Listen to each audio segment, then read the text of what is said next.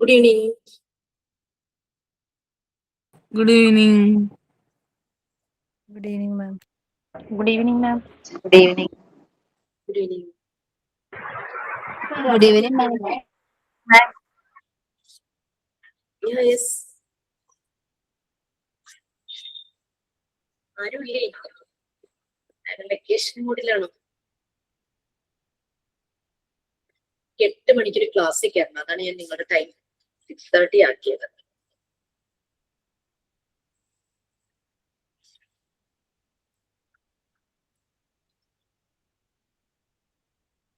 Hello ma'am, അതെ ഈ നമ്മളെ എക്സാമിന് മെയിൻ എക്സാമിന് മോഡൽ ക്വസ്റ്റ്യൻ പേപ്പർ അതിനുണ്ടോ?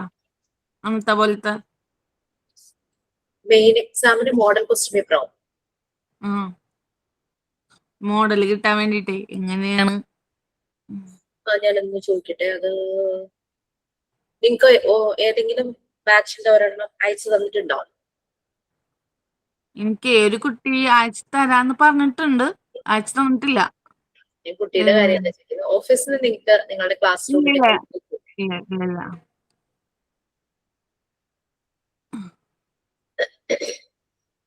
ഓക്കെ, നമുക്ക് സ്റ്റാർട്ട് ചെയ്യാം. പ്രെയർ ചെയ്യാൻ ആരെങ്കിലും ഉണ്ടോ?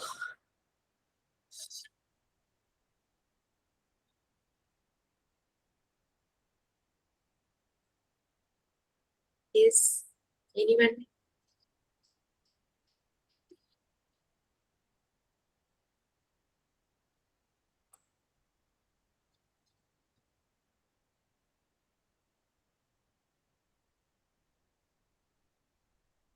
ആരെങ്കിലും ഉണ്ടോ പ്രെയർ ചെയ്യാൻ?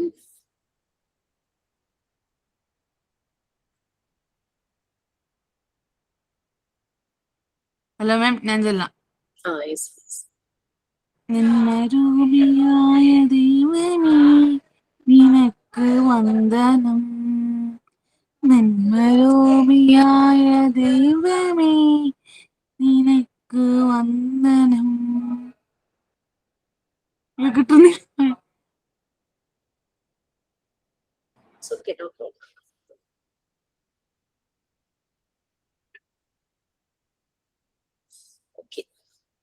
സോ നമ്മള് റിവിഷൻ ക്ലാസ്സിന് വേണ്ടിയിട്ടാണ് വന്നിരിക്കുന്നത് അല്ലെ. ഓക്കെ, നിങ്ങൾ ടെൻഷൻ ഒന്നും വേണ്ട. മോക്ക് ടെസ്റ്റുകളൊക്കെ നല്ലതുപോലെ പ്രാക്ടീസ് ചെയ്യാം. മൺഡേ ഫസ്റ്റ് സബ്ജക്റ്റ് ആണല്ലോ ഹെൽത്ത് ആൻഡ് ന്യൂട്രീഷൻ. എക്സാമിന്റെ ബാക്കി കാര്യങ്ങളൊന്നും ടെൻഷനൊന്നും ഇല്ലല്ലോ. എന്തെങ്കിലും ഒരു ടെക്നിക്കൽ ഇഷ്യൂ വന്നു കഴിഞ്ഞു കഴിഞ്ഞാൽ, ജസ്റ്റ് കൂടുതൽ വരാൻ ചാൻസ് ഉള്ള ഒരു ടെക്നിക്കൽ ഇഷ്യൂ എന്ന് പറഞ്ഞു കഴിഞ്ഞാൽ ചിലപ്പോൾ നമ്മൾ ഉദ്ദേശിക്കുന്ന ഓപ്ഷൻ നമുക്ക് ക്ലിക്ക് ചെയ്യാൻ പറ്റാതെ വരും. അങ്ങനെ വരുമ്പോൾ അതിൽ തന്നെ കുറെ നേരം സമയം സ്പെൻഡ് ചെയ്യണ്ട. ജസ്റ്റ് അതൊന്ന് സ്ക്രീൻഷോട്ട് എടുത്ത് വെക്കുക. എന്നിട്ട് ബാക്കിയുള്ളതെല്ലാം അറ്റൻഡ് ചെയ്യുക. എന്നിട്ട് എക്സാം കഴിയുമ്പോൾ സമാധാനമായിട്ട് അതിന്റെ ആൻസറും കൂടെ പറഞ്ഞിട്ട് ആ സ്ക്രീൻഷോട്ട് എനിക്കൊന്ന് അയച്ചാൽ മതി. പിന്നെ ബാക്കി നെറ്റ്വർക്ക് ഇഷ്യൂസ് അത് from your side only.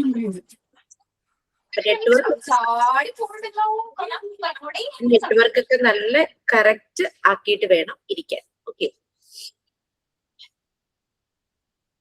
Okay, നമുക്കപ്പോ ഞാന് പാർട്ട് 3 ആണ് കേട്ടോ ആദ്യം പറയുന്നത്.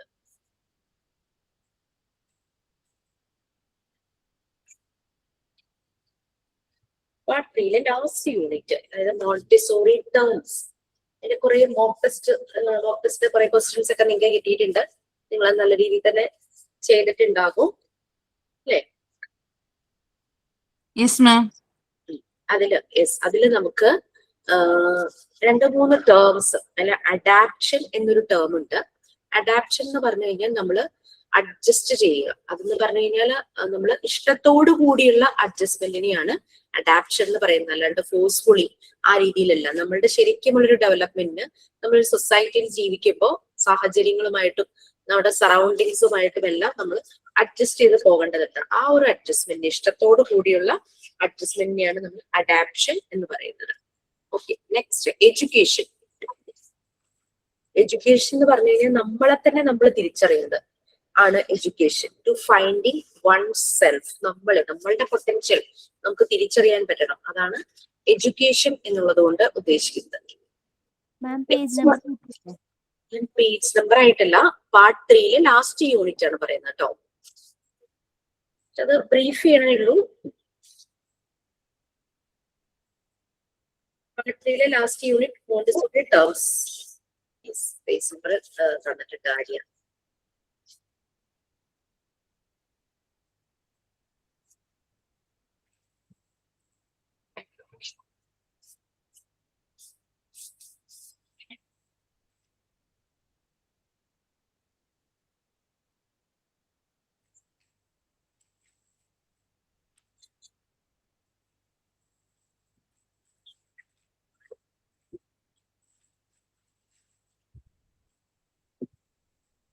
അതിന്റെ ഡെവലപ്മെന്റ് എല്ലാം നമ്മൾ നേരത്തെ പല ലെസൺസിലായിട്ട് പഠിച്ചിട്ടുണ്ട്. എഡ്യൂക്കേഷൻ എന്ന് പറഞ്ഞു കഴിഞ്ഞാൽ നമ്മളുടെ വൺ സെൽഫ് മനസ്സിലാക്കുന്നതാണ് എഡ്യൂക്കേഷൻ എന്ന് പറയുന്നത്. അത് ഇൻഡിവിജ്വൽ ഒരു വ്യക്തിയിൽ ഫോക്കസ് ചെയ്യുന്നതായിരിക്കണം. അതായത് ആ വ്യക്തിയുടെ പൊട്ടൻഷ്യൽ മനസ്സിലാക്കി ആ വ്യക്തിയെ പ്രൊമോട്ട് ചെയ്യുക, അതാണ് എഡ്യൂക്കേഷൻ എന്നുള്ളതുകൊണ്ട് ഉദ്ദേശിക്കുന്നത്. നെക്സ്റ്റ് ഹോം ആണ്. ഹോം എന്ന് പറയുന്നത് ഒരു വൈറ്റൽ ഫോഴ്സ് ആണ്. ലൈഫ് ഇമ്പൾസ് എന്നൊക്കെ പറയുന്ന പോലെ ഒരു വൈറ്റൽ എനർജി അല്ലെങ്കിൽ ഒരു വൈറ്റൽ ഫോഴ്സ് ആണ്. നമ്മളൊരു പർപ്പസ്ഫുൾ ആയിട്ടുള്ള ഒരു ആക്ടിവിറ്റി ചെയ്യാൻ ഹെൽപ്പ് ചെയ്യുന്ന വൈറ്റൽ ഫോഴ്സ് ആണ് ഹോം എന്ന് പറയുന്നത്. അതുപോലെ തന്നെ നെക്സ്റ്റ് നമുക്ക് വന്നത് നീമി ആയിരുന്നു. നീമി എന്ന് പറയുന്നത് ഒരു മെമ്മറിയാണ്. അതൊരു ജനറ്റിക് മെമ്മറിയാണ്. ഈ പറയുന്ന സെൻസ് ഒക്കെ ഒന്ന് നോട്ട് ചെയ്ത് വെച്ചോളൂ കേട്ടോ. ഒരു ജനറ്റിക് മെമ്മറിയാണ് നീമി എന്ന് പറയുന്നത്. അപ്പൊ ഇത് ആദ്യത്തെ 3 വർഷം ഈ മെമ്മറി കോൺഷ്യസ് ആയിരിക്കില്ല. അത് കഴിയുമ്പോഴാണ് ഇത് കോൺഷ്യസ് മെമ്മറി ആയിട്ട് കൂടുതൽ ഷാർപ്പ് ആകുന്നത്. ഇതൊരു സ്പെഷ്യൽ ടൈപ്പ് ഓഫ് മെമ്മറിയാണ്. നമ്മൾ ചുറ്റും നടക്കുന്ന പല കാര്യങ്ങളെയും നമ്മളുടെ മൈൻഡിൽ സ്റ്റോർ ചെയ്ത് വെക്കാൻ നമ്മളെ ഹെൽപ്പ് ചെയ്യുന്ന. അതുപോലെ കുട്ടി ചെറുപ്പം തുടങ്ങിയ കുട്ടികൾ ചുറ്റും കാണുന്നതും കേൾക്കുന്നതുമായിട്ടുള്ള പല കാര്യങ്ങളും സേവ് ചെയ്തിട്ട് വെക്കും. അവരുടെ മൈൻഡിൽ അങ്ങോട്ട് ഇംപ്രഷൻസ് ആയിട്ട് ഇങ്ങനെ അടിച്ച് വെക്കും. അവർക്കത് മറന്നൊന്നും പോകില്ല. അതാണ് അങ്ങനെ ഒരു സ്പെഷ്യൽ ടൈപ്പ് ഓഫ് മെമ്മറിയാണ് നീമി എന്ന് പറയുന്നത്. ഇത് മനുഷ്യരിൽ മാത്രമല്ല, എല്ലാ ജീവനുള്ള എല്ലാ വസ്തുക്കൾക്കും ഈ നീമി ഉണ്ട്. പ്ലാന്റ് ലൈഫിലും ഉണ്ട്, അതുപോലെ തന്നെ അനിമൽ ലൈഫിലും നീമി ഉണ്ട്. അനിമൽ ലൈഫിലെ നീമി നമ്മൾക്ക് അത് കണക്റ്റഡ് ആകുന്നത് അതിന്റെ പൊട്ടൻഷ്യലുമായിട്ടാണ്. അനിമലിന്റെ പൊട്ടൻഷ്യൽ എന്ന് പറയുന്നത് ജനിച്ച ഉടനെ തന്നെ എല്ലാം കംപ്ലീറ്റ്ലി പുറത്തേക്ക് വരും. പക്ഷെ ഹ്യൂമന്റെ പൊട്ടൻഷ്യൽ ഉടനെ തന്നെ വരില്ല. കുറെ ടൈം എടുത്തിട്ടാണ് ആ പൊട്ടൻഷ്യൽ എല്ലാം പുറത്തേക്ക് ഡെവലപ്പ് ചെയ്ത് വരുന്നത്. ആ പൊട്ടൻഷ്യൽ എന്ന് പറയുന്ന പേരാണ് നെബുലി. അപ്പോ നീമിയുടെ ജോലി ആ വ്യക്തിക്ക് ഇങ്ങനെ ഒരു നെബുലയുണ്ട്, ഇങ്ങനെ ഒരു പൊട്ടൻഷ്യൽ ഉണ്ടെന്ന് ഹോമിനെ ഓർമ്മപ്പെടുത്തുകയാണ് നീമി ചെയ്യുന്നത്. അപ്പൊ ഹോം ട്രിഗർ ചെയ്യുന്നു ആ വ്യക്തിയെ, ഡു ഇറ്റ് എന്ന് പറഞ്ഞൊരു ഫോഴ്സ് കൊടുക്കുന്നു.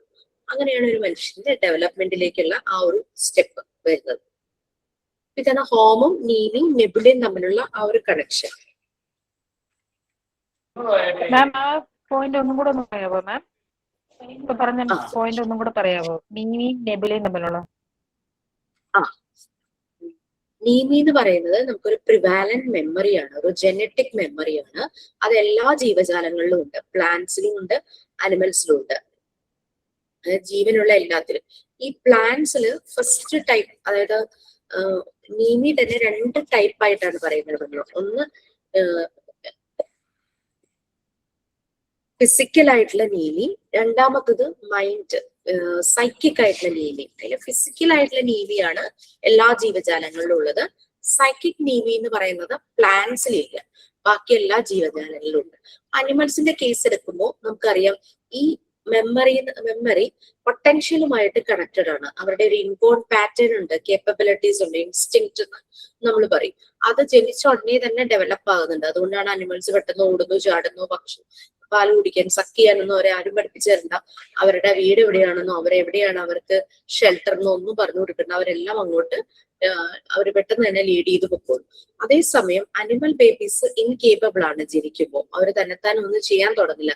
കുറെ കഴിയുമ്പോഴാണ് അവർ തന്നെ അവരുടെ ഡെവലപ്മെന്റ് സ്റ്റാർട്ട് ചെയ്യുന്നത്. നമുക്ക് പ്രോഗ്രസീവ് ആയിട്ട് നടക്കുന്നത് നമുക്ക് കാണാനും പറ്റും, പല രീതിയിലുള്ള ഡെവലപ്മെന്റ്. അപ്പൊ അത് നല്ല രീതിയിലാണ് ഡെവലപ്മെന്റ് നടത്തുന്നത്. ഈ പൊട്ടൻഷ്യൽ മനുഷ്യരിലുമുണ്ട്. ഇപ്പൊ അനിമൽസിൽ ആ ഒരു ഇൻബോൺ പാറ്റേൺ പെട്ടെന്ന് തന്നെ ഡെവലപ്പ് ആവുന്നു.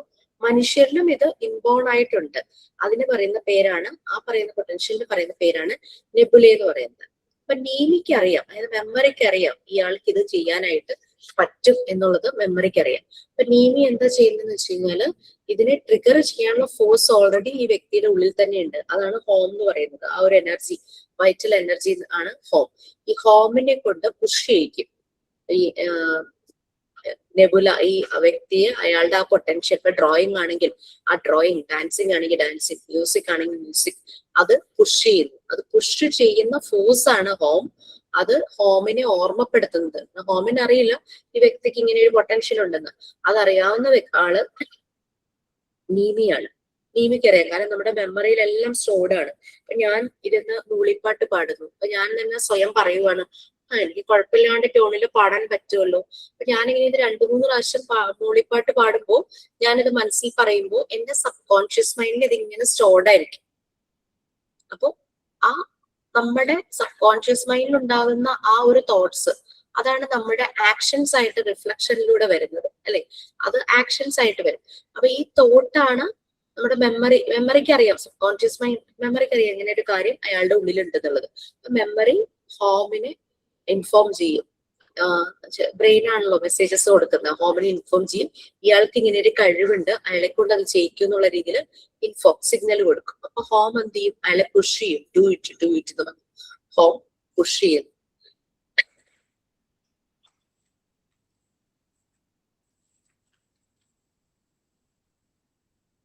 അതിൽ നിന്നും അത്രയുമുള്ള കാര്യങ്ങളൊക്കെ ചോദിക്കുള്ളൂ. അതിന്റെ ഓരോന്നിന്റെയും പ്രത്യേകത, ആ ഒരു എന്താണ് ഹോം, അതൊരു വൈറ്റൽ എനർജിയാണ്, ഒരു പർപ്പസ്ഫുൾ ആക്ടിവിറ്റി ചെയ്യാനായിട്ടുള്ളത്. മനുഷ്യരെ, മൃഗങ്ങളിലുള്ളതുപോലെ തന്നെ മനുഷ്യരിലുള്ള ഒരു ഇൻബോൺ ആയിട്ടുള്ള അവരുടെ പൊട്ടൻഷ്യൽ എന്ന് പറയുന്ന പേര് നെബുലി. പിന്നെ ഒരു ജനറ്റിക് മെമ്മറി നീം. പിന്നെ ചുറ്റുമുള്ള കാര്യങ്ങൾ കുട്ടി അബ്സോർബ് ചെയ്യുന്ന ഒരു പ്രിവാലന്റ് മെമ്മറി ഏതാണ്? നീമി. നമ്മൾ എന്ത് ചെയ്യുന്നതും അതെല്ലാം ഒരു ഡസ്റ്റ്ബിൻ പോലെ എല്ലാം കളക്ട് ചെയ്യുന്ന ഒരു ഷെൽഫ് പോലെ ഇരിക്കുന്ന ഒന്നാണ് നമ്മുടെ സബ് കോൺഷ്യസ് മൈൻഡ് എന്ന് പറയുന്നത്.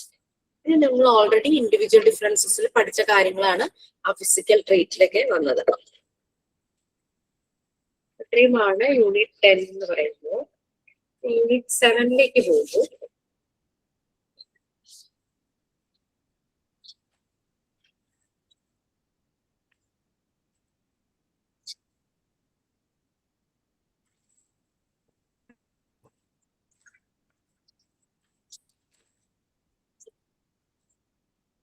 ടെൻഡൻസീസ് ഓഫ് മാൻ പാർട്ട് 3 ഇല്ലേ? അതുകൂടെ ഒന്ന് പറഞ്ഞേക്കാം. പല രീതിയിലുള്ള ടെൻഡൻസീസ്. ഈ ടെൻഡൻസീസ് ആണ് ഒരു മനുഷ്യനെ ഡെവലപ്പ് ചെയ്യാനായിട്ട് ഹെൽപ്പ് ചെയ്യുന്നത്. നമ്മുടെ ഫോർ ഫാദേഴ്സ്, ആദിമ മനുഷ്യരെ എടുത്തു കഴിഞ്ഞാൽ അറിയാം, എക്സ്പ്ലോറേഷൻ എന്നൊരു ടെൻഡൻസി അവർക്ക് ഉണ്ടായിരുന്നു. അവരിങ്ങനെ കാട്ടിൽ കൂടെ അലഞ്ഞു തിരിഞ്ഞ് നടക്കും, അല്ലെ? അലഞ്ഞു തിരിഞ്ഞ് നടക്കും.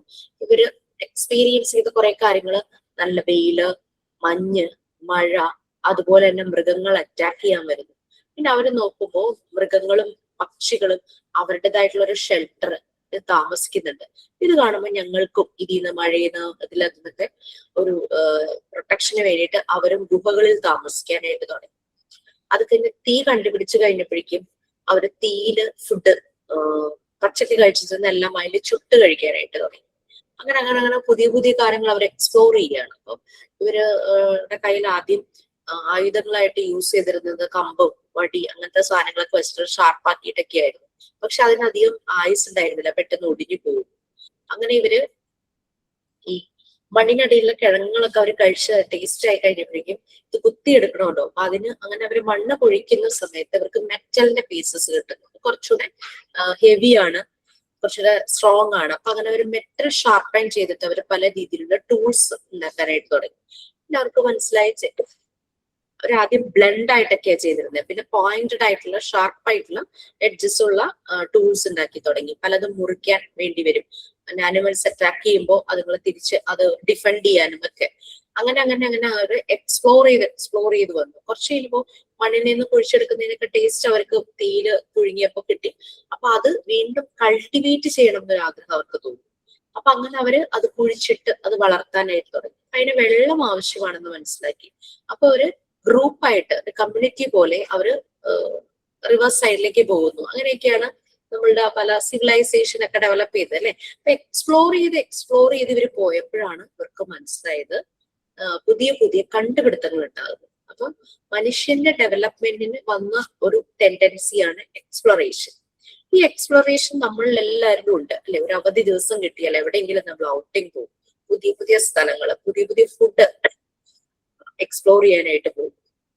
കുട്ടികളിലും ഈ ഒരു ടെൻഡൻസി ഉണ്ട്. അവർക്ക് പുതിയ പുതിയ കാര്യങ്ങൾ കാണാനും പുറത്തു പോകാനും ഒക്കെ വളരെ ആഗ്രഹം. എക്സ്പ്ലോറേഷൻ ഒരു ഇമ്പോർട്ടന്റ് ആയിട്ടുള്ള ടെൻഡൻസിയാണ്. ഡോക്ടർ മോണ്ടിസോറി പറയുന്നത് ഈ ടെൻഡൻസീസ് ആണ് കുട്ടികളെ ഡെവലപ്പ് ചെയ്യാനായിട്ട് ഹെൽപ്പ് ചെയ്തത്. പിന്നെ ടെൻഡൻസീസ് പറഞ്ഞപ്പോ അവര് പറഞ്ഞു ചില സമയത്ത് ചില ടെൻഡൻസികൾക്ക് ഒറ്റയ്ക്കൊന്നും ചെയ്യാൻ പറ്റില്ല. അപ്പൊ അതിനെ അസിസ്റ്റ് ചെയ്യുന്ന അസിസ്റ്റന്റ് ടെൻഡൻസീസ് ഉണ്ടായിരിക്കും.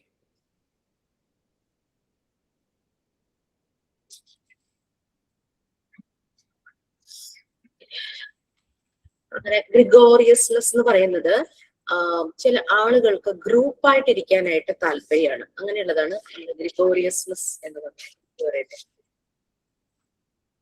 ഗ്രൂപ്പായിട്ടിരിക്കുമ്പോൾ പൊതുവെ എന്താണ്, സംസാരിക്കും തമ്മില്, ലാംഗ്വേജ് അല്ലെ, ലാംഗ്വേജിന്റെ ഡെവലപ്മെന്റ് നടക്കും. അപ്പൊ കമ്മ്യൂണിക്കേഷൻ. അപ്പൊ ഗ്രിഗോറിയസ്നെസ് എന്നുള്ള ടെൻഡൻസിയുടെ ഭാഗമായിട്ടുണ്ടായ ഒന്നാണ് കമ്മ്യൂണിക്കേഷൻ എന്നുള്ള അടുത്ത ഒരു ടെൻഡൻസി. അബ്സ്ട്രാക്ഷൻ ആൻഡ് ക്യൂരിയോസിറ്റി, പല കാര്യങ്ങളും ആലോചിച്ച് ഇമാജിൻ ചെയ്ത് ചെയ്യാനുള്ള ഒരു ക്യൂരിയോസിറ്റി.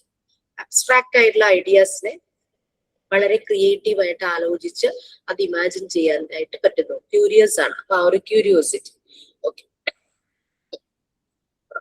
ഹൗ ആൻഡ് വൈ അങ്ങനെയുള്ള ക്വസ്റ്റ്യൻസ് ചോദിക്കുന്നതും അങ്ങനെയുള്ള കാര്യങ്ങളെല്ലാം ഇതിൽ വരും.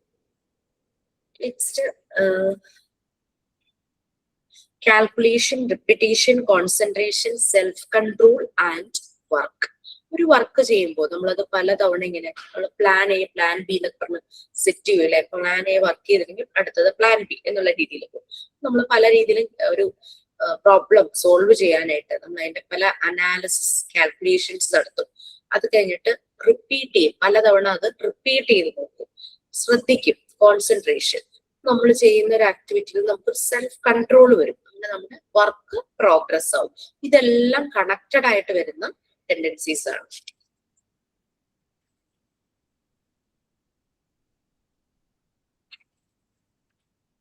Okay, next perfection and creativity. എന്ത് കാര്യങ്ങളും ചെയ്യുമ്പോൾ അത് വളരെ പെർഫെക്റ്റ് ആക്കി മാറ്റുക, കൂടുതൽ ക്രിയേറ്റീവ് ആക്കുക. ചില ആളുകൾ കണ്ടിട്ടില്ലേ, ഷോപ്പിൽ നിന്നും ഒരു ഡ്രസ്സ് അല്ലെങ്കിൽ സാരിയോ ഒരു സൽവാറോ വാങ്ങിച്ചു കഴിഞ്ഞു കഴിഞ്ഞാൽ അവരുടേതായിട്ടുള്ള ഒരു ക്രിയേറ്റിവിറ്റി അതിൽ ചെയ്തിട്ട് കുറച്ചുകൂടെ അത് പെർഫെക്റ്റ് ആക്കാനായിട്ട് നോക്കും. ചിലര് സാരി വാങ്ങിയിട്ട് ഗൗൺ ആയിട്ട് കൺവേർട്ട് ചെയ്യും, ആ ഒരു ട്രാൻസ്ഫോം ചെയ്യും. അങ്ങനെ അങ്ങനെ പെർഫെക്ഷൻ ആൻഡ് ക്രിയേറ്റിവിറ്റി അങ്ങനെ അതിൽ ചെയ്യുന്നത്, തന്റേതായിട്ടുള്ള ഒരു ടച്ച് അതിൽ വരുത്തി പെർഫെക്റ്റ് ആക്കി. ആണ് അടുത്തൊരു ടെൻഡൻസി. പിന്നെ ഇൻഡിപെൻഡൻസ്. എല്ലാ ആളുകൾക്കും അറിയാം ഇൻഡിപെൻഡന്റ് ആയിട്ട് കാര്യങ്ങൾ ചെയ്യുക. ഡെവലപ്മെന്റിന്റെ മെയിൻ ആയിട്ടുള്ള ഒരു കാര്യമാണ് ഇൻഡിപെൻഡൻസ് എന്ന് പറയുന്നത്. സക്സസ്ഫുൾ ആയിട്ട് പോകണമെങ്കിൽ കാര്യങ്ങൾ തന്നെ ചെയ്യാനായിട്ടുള്ള ഇത് വേണം. പിന്നെ ഇൻഡിപെൻഡന്റ് ആയിട്ട് കാര്യങ്ങൾ ചെയ്യുമ്പോഴാണ് കോൺഫിഡൻസ് ഡെവലപ്പ് ചെയ്യുന്നത്.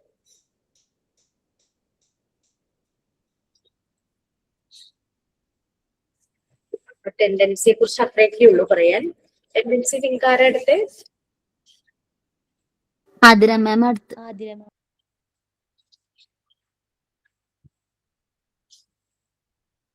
ഇനി യൂണിറ്റ് 7ലേക്കാണ്.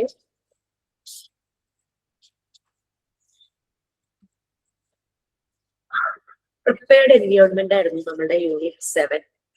ഇതൊന്ന് ലാസ്റ്റ് എടുത്തൊരു ചാപ്റ്റർ അതായിരുന്നു. ഒരു നല്ലൊരു ഐഡിയ അതിനെ കുറിച്ച് ഉണ്ടാകും എന്ന് വിചാരിക്കും.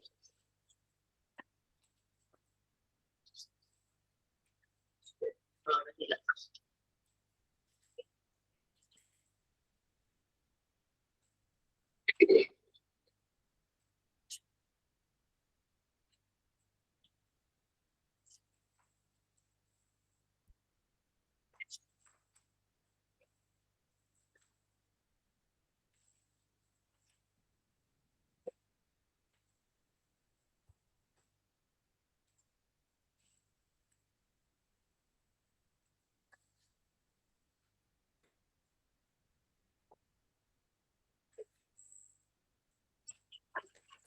പ്രിപ്പയർഡ് എൻവയോൺമെന്റ് ആണ്. ഈ മോണ്ടിസോറി എൻവയോൺമെന്റ് എങ്ങനെ പ്രിപ്പയർ ചെയ്യുന്നു? ഡോക്ടർ മറിയ മോണ്ടിസോറിയുടെ കണ്ണുകളിലൂടെ നമ്മളത് കണ്ടതാണ്. അല്ലെ? ഈ ഒരു പ്രിപ്പയർഡ് എൻവയോൺമെന്റില് ഫ്രീഡം അവർക്ക് പ്രൊവൈഡ് ചെയ്യുന്ന ഒന്നായിരുന്നു ഫ്രീഡം. ആ ഫ്രീഡം വിത്തിൻ ദ ലിമിറ്റ്സ് ആണ് അവർക്ക് പ്രൊവൈഡ് ചെയ്യുന്നത്. ഫ്രീഡം പ്രൊവൈഡ് ചെയ്യുമ്പോഴാണ് അവർ ഇൻഡിപെൻഡന്റ് ആകുന്നത്. അപ്പോ ഇവിടെ ഫ്രീഡം എന്ന് പറയുന്നത് respect for others, respect for materials, respect for the surroundings, the environment, respect for himself. പിന്നെ പ്രോഗ്രസ് നടക്കുന്നത്, ഡെവലപ്മെന്റ് നടക്കുന്നത് ഓൺ റേറ്റിലാണ്, അല്ലാതെ ഫോഴ്സ്ഫുള്ളി നമ്മൾ നിർബന്ധിച്ച് എന്താ പറയാ വേഗം ചെയ്യുന്ന പറഞ്ഞാൽ ഫോഴ്സ് ചെയ്യുന്നില്ല. ആളുടെ സ്പീഡിന് ഓൺ റേറ്റിന് ആ പേസിലാണ് അത് ചെയ്യുന്നത്. പലതവണ റിപ്പീറ്റ് ചെയ്യാനുള്ള അവസരം കിട്ടുമ്പോൾ അതിന് കുറച്ചുകൂടെ പെർഫെക്റ്റ് ആയിട്ട് മാറുന്നു, ഒരു പെർഫെക്ഷനിലേക്ക് പോകും. അത് എൻവയോൺമെന്റിലൂടെ മൂവ് ചെയ്യാനുള്ള ഫ്രീഡം പ്രൊവൈഡ് ചെയ്തിട്ടുണ്ട്. പിന്നെ കാര്യങ്ങൾ ആക്ടിവിറ്റി ചൂസ് ചെയ്യാനുള്ള ഫ്രീഡം ഉണ്ട്. ഇതെല്ലാമാണ് ഒരു മോണ്ടിസോറി എൻവയോൺമെന്റിൽ ഫ്രീഡം എന്നുള്ളത് ഉദ്ദേശിക്കുന്നത്. സ്പീച്ച്, സംസാരിക്കാനുള്ള freedom, freedom to grow, constructive work ചെയ്ത് അവർക്ക് ഡെവലപ്പ് ചെയ്യാനുള്ള ഫ്രീഡം ഉണ്ട്. Freedom to love and to be loved. Freedom from danger. നമ്മൾ പല കാര്യങ്ങളും അപകടമാണെന്നും പറഞ്ഞ് കുട്ടികളെ ഒഴിവാക്കി നിർത്തും. പക്ഷെ അതെല്ലാം ഇവർ ഈ എൻവയോൺമെന്റിൽ പ്രാക്ടീസ് ചെയ്യുന്നു, in A certain way practice ചെയ്യുന്നു, ശ്രദ്ധയോടുകൂടി അവരപ്പോൾ അത് ചെയ്യും. ആണ് ഫ്രീഡം ഫ്രം ഡേഞ്ചർ എന്നുള്ള ഉദ്ദേശിക്കുന്നത്. കോമ്പറ്റീഷൻ, റിവാർഡ്സും പണിഷ്മെന്റും ഒന്നും ഈ ഒരു എൻവയോൺമെന്റിലില്ല. അപ്പൊ അതുകൊണ്ട് ഒരു കോമ്പറ്റീഷനിൽ നിന്ന് ഹെൽത്തി ആയിട്ടുള്ള പല കാര്യങ്ങളും പ്രൈസിലൊക്കെ അവർക്ക് കിട്ടുമായിരിക്കും. പർട്ടിക്കുലർ റിവാർഡ് അല്ലെങ്കിൽ പണിഷ്മെന്റ് അങ്ങനെയുള്ള കാര്യങ്ങളൊന്നും ഈ ഒരു എൻവയോൺമെന്റിലില്ല. പിന്നെ ഫ്രീഡം ഫ്രം പ്രഷർ. അവരെ ആരും പ്രഷറൈസ് ചെയ്യുന്നില്ല ഓരോന്നും ചെയ്യാനായിട്ട്. എല്ലാവർക്കും നല്ല രീതിയിലുള്ള ടൈമും ഓപ്പർച്യൂണിറ്റീസും പ്രൊവൈഡ് ചെയ്യും. പിന്നെ സ്ട്രക്ചർ ആൻഡ് ഓർഡർ, അത് സെൽഫ് ജനറേറ്റഡ് ആണ് ഈ സ്ട്രക്ചർ ആൻഡ് ഓർഡർ എന്ന് പറയുന്നത്. പിന്നെ മോണ്ടിസോറി എൻവയോൺമെന്റ് എന്ന് പറയുന്നത് ഒരു യൂണിവേഴ്സിന്റെ ഒരു മിനിയേച്ചർ വേർഷൻ ആയിട്ടാണ് കാണുന്നത്. അപ്പൊ അവിടെ നല്ല രീതിയിൽ തന്നെ ആ ഒരു എൻവയോൺമെന്റിന്റെ സ്ട്രക്ചറും ഓർഡറും നല്ല രീതിയിൽ തന്നെ കീപ്പ് ചെയ്യും. ആവശ്യമില്ലാത്ത സാധനങ്ങൾ അവിടെ നിന്ന് മാറ്റും.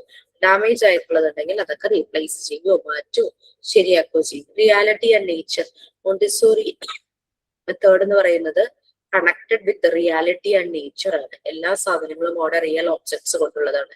നേച്ചറുമായിട്ട് കണക്ട് ചെയ്തു. പിന്നെ കുട്ടികൾക്ക് റിയൽ ആയിട്ടുള്ള കാര്യങ്ങളാണ് അവിടെ പ്രൊവൈഡ് ചെയ്ത് കൊടുക്കുന്നത്. ഇവിടുത്തെ അറ്റ്മോസ്ഫിയർ, ആ ഒരു ആംബിയൻസ്, അതെല്ലാം വളരെ ബ്യൂട്ടിഫുൾ ആയിരിക്കും. മോണ്ടിസോറി മെറ്റീരിയൽസ് എന്ന് പറഞ്ഞാൽ വളരെ നീറ്റ് ആയിട്ട് ഭംഗിയായിട്ട് ഓരോന്നും അതാത് ഏരിയകളിലായിട്ട് കീപ്പ് ചെയ്തിട്ടുണ്ട്. കുട്ടികൾ ഫസ്റ്റ് മെറ്റീരിയൽസ് ചൂസ് ചെയ്ത് ചെയ്യുമ്പോൾ അവർക്കറിയാം തിരിച്ചത് അതുപോലെ തന്നെ അത് വെക്കണം. അവർക്ക് ഇഷ്ടമുള്ള മെറ്റീരിയൽസ് ആവുമ്പോൾ അവരത് വളരെ നല്ല പോലെ കെയർ ചെയ്യും. അത് അടുത്ത ദിവസം വന്നിട്ടും എനിക്ക് ചെയ്യേണ്ടതാണ് എന്നിട്ട് കെയർ ചെയ്യും. അപ്പൊ അങ്ങനെ ആ രീതിയിലാണ് അവിടെ എല്ലാം കീപ്പ് ചെയ്തിരിക്കുന്നത്. കുട്ടികളിൽ ആ രീതിയിലുള്ള ഒരു നർച്ചറിങ്ങും കൂടിയാണ് പ്രൊവൈഡ് ചെയ്യുന്നത്. മോണ്ടിസോറി മെറ്റീരിയൽസിന്റെ ബേസിക് പ്രിൻസ്, ഫണ്ടമെന്റൽ ലെസൺസ്, അതായത് നമ്മളൊരു മെറ്റീരിയൽ ഒരു കുട്ടിക്ക് ഇൻട്രൊഡ്യൂസ് ചെയ്യുമ്പോൾ, ഡെമോ ക്ലാസ് പ്രൊവൈഡ് ചെയ്യുമ്പോൾ അതിന്റെ ഫണ്ടമെന്റൽ ലെസൺ എന്നാണ് പറയുന്നത്. അതിന് 3 ക്യാരക്ടറിസ്റ്റിക്സ് ഉണ്ട്: ബ്രീവിറ്റി, സിംപ്ലിസിറ്റി ആൻഡ് ഒബ്ജക്റ്റിവിറ്റി. വളരെ സിമ്പിൾ ആയിട്ട് ബ്രീഫ് ആയിട്ട് എന്തിനെ കുറിച്ച് ഫോക്കസ് ചെയ്ത് പറയണോ ആ കാര്യം മാത്രം പറയുന്നു. അതാണ് ഇതിന്റെ ഫണ്ടമെന്റൽ ലെസൺസിന് എത്ര ക്യാരക്ടറിസ്റ്റിക്സ് ഉണ്ട്? 3. ഏതെല്ലാമാണെന്ന് ചോദിച്ചു കഴിഞ്ഞപ്പോ ഓപ്ഷനില് which one is the characteristics of fundamental lessons of Montessori material എന്ന് പറഞ്ഞിട്ട് ഓപ്ഷനിൽ ചിലപ്പോൾ ഒരെണ്ണായിരിക്കും തരുന്നത്. നിങ്ങൾ അതിന് വേറെ പലതും ഇതിലില്ലാത്ത പലതും കാണാം. ഫൈൻഡ് ഔട്ട് ചെയ്യാം ഒരെണ്ണം ഏതാന്നുള്ളത്. ആ രീതിയിലൊക്കെ ക്വസ്റ്റ്യൻ വരാം. പിന്നെ എത്ര എണ്ണം ഉണ്ടെന്ന് ചോദിക്കാം. ചിലപ്പോ 3 എന്തോ ഫണ്ടമെന്റൽ 3 എണ്ണം ഏതൊക്കെ ഒന്നുകൂടെ പറയാം. Simplicity, brevity, objectivity.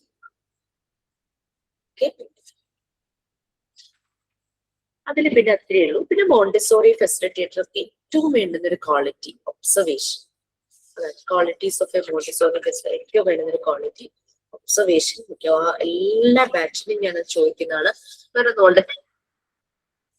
നിങ്ങളത് മനസ്സിലാക്കിയിട്ടുണ്ടോ എന്നൊന്ന് അറിയാൻ, നിങ്ങൾ ഡെവലപ്പ് ചെയ്തിട്ടുണ്ടോ എന്നും കൂടെ ഒന്ന് മനസ്സിലാക്കാൻ വേണ്ടിയിട്ടാണ്. അത്രയൊക്കെ അതിനകത്ത് ചോദിക്കാൻ ഉള്ളൂ ആ ഒരു ലെസണിൽ കേട്ടോ.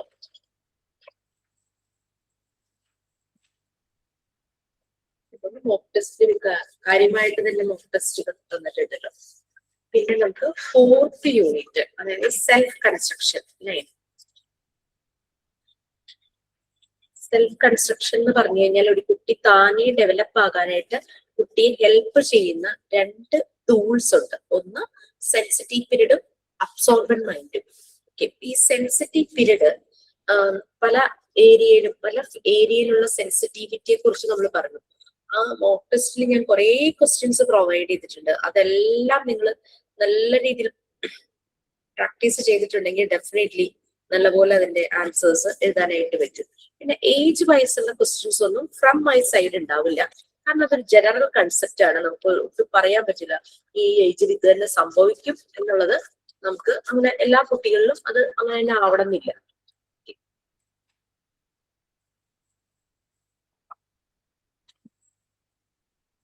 സെൻസിറ്റിവിറ്റി അതിന്റെ മെറ്റീരിയൽസ് കാണുന്നില്ല അവിടെ. സെൽഫ് കൺസ്ട്രക്ഷനില് സെൻസിറ്റിവിറ്റിയുടെ പല ഏരിയ ഉണ്ടായിരുന്നല്ലോ, അത് ഓർമ്മയില്ലേ?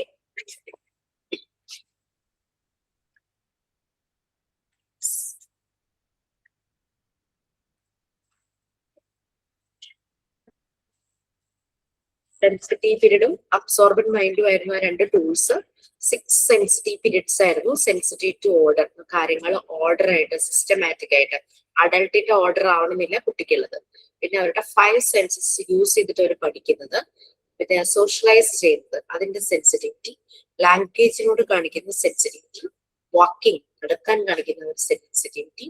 സ്മോൾ മൈന്യൂട്ട് ഒബ്ജക്ട്സ് കാണുമ്പോൾ നല്ല രീതിയിൽ ഒബ്സർവ് ചെയ്യുന്നത്, അവരുടെ കോൺസെൻട്രേഷൻ, പവർ ഓഫ് അറ്റൻഷൻ ഒക്കെ കൂടാൻ ഏറ്റവും നല്ലതാണ് sensitivity four small minute objects.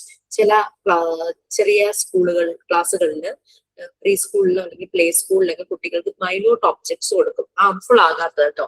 കൊടുത്തിട്ട് അവരെ കൊണ്ട് പല ആക്ടിവിറ്റി ചെയ്യിക്കുക. അതായത് സൂചി നൂലും കോർക്കുക. വളരെ ശ്രദ്ധിച്ച് അവർ ആ ചെറിയ ഹോളിലൂടെ ആ നൂല് കോർക്കാനായിട്ടൊക്കെ അവർ നോക്കുമല്ലോ. ആ ഒരു രീതിയിൽ അങ്ങനെ മൈന്യൂട്ട് ഒബ്ജക്ട്സിലൊക്കെ അതിന്റെ സെൻസിറ്റിവിറ്റി കുട്ടികൾക്കുണ്ട്.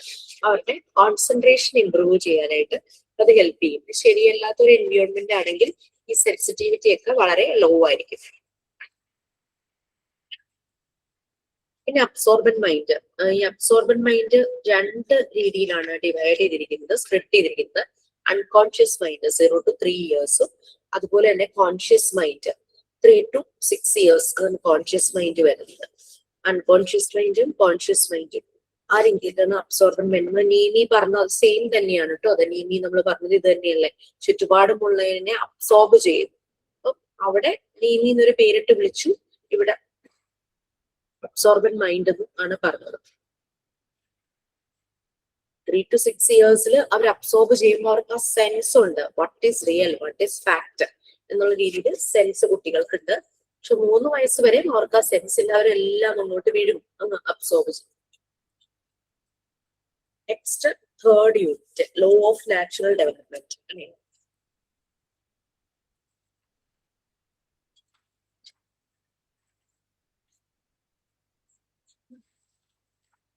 നമുക്ക് ലോ ഓഫ് നാച്ചുറൽ ഡെവലപ്മെന്റിൽ വന്നതായിരുന്നു. 2 ടൂൾസ് ഉണ്ട്, അബ്സോർബന്റ് മൈൻഡും സെൻസിറ്റീവ് പീരീഡ് എന്നുള്ള രീതിയിൽ. അത് നമ്മൾ അതിൽ പറഞ്ഞിട്ടുണ്ടായിരുന്നു.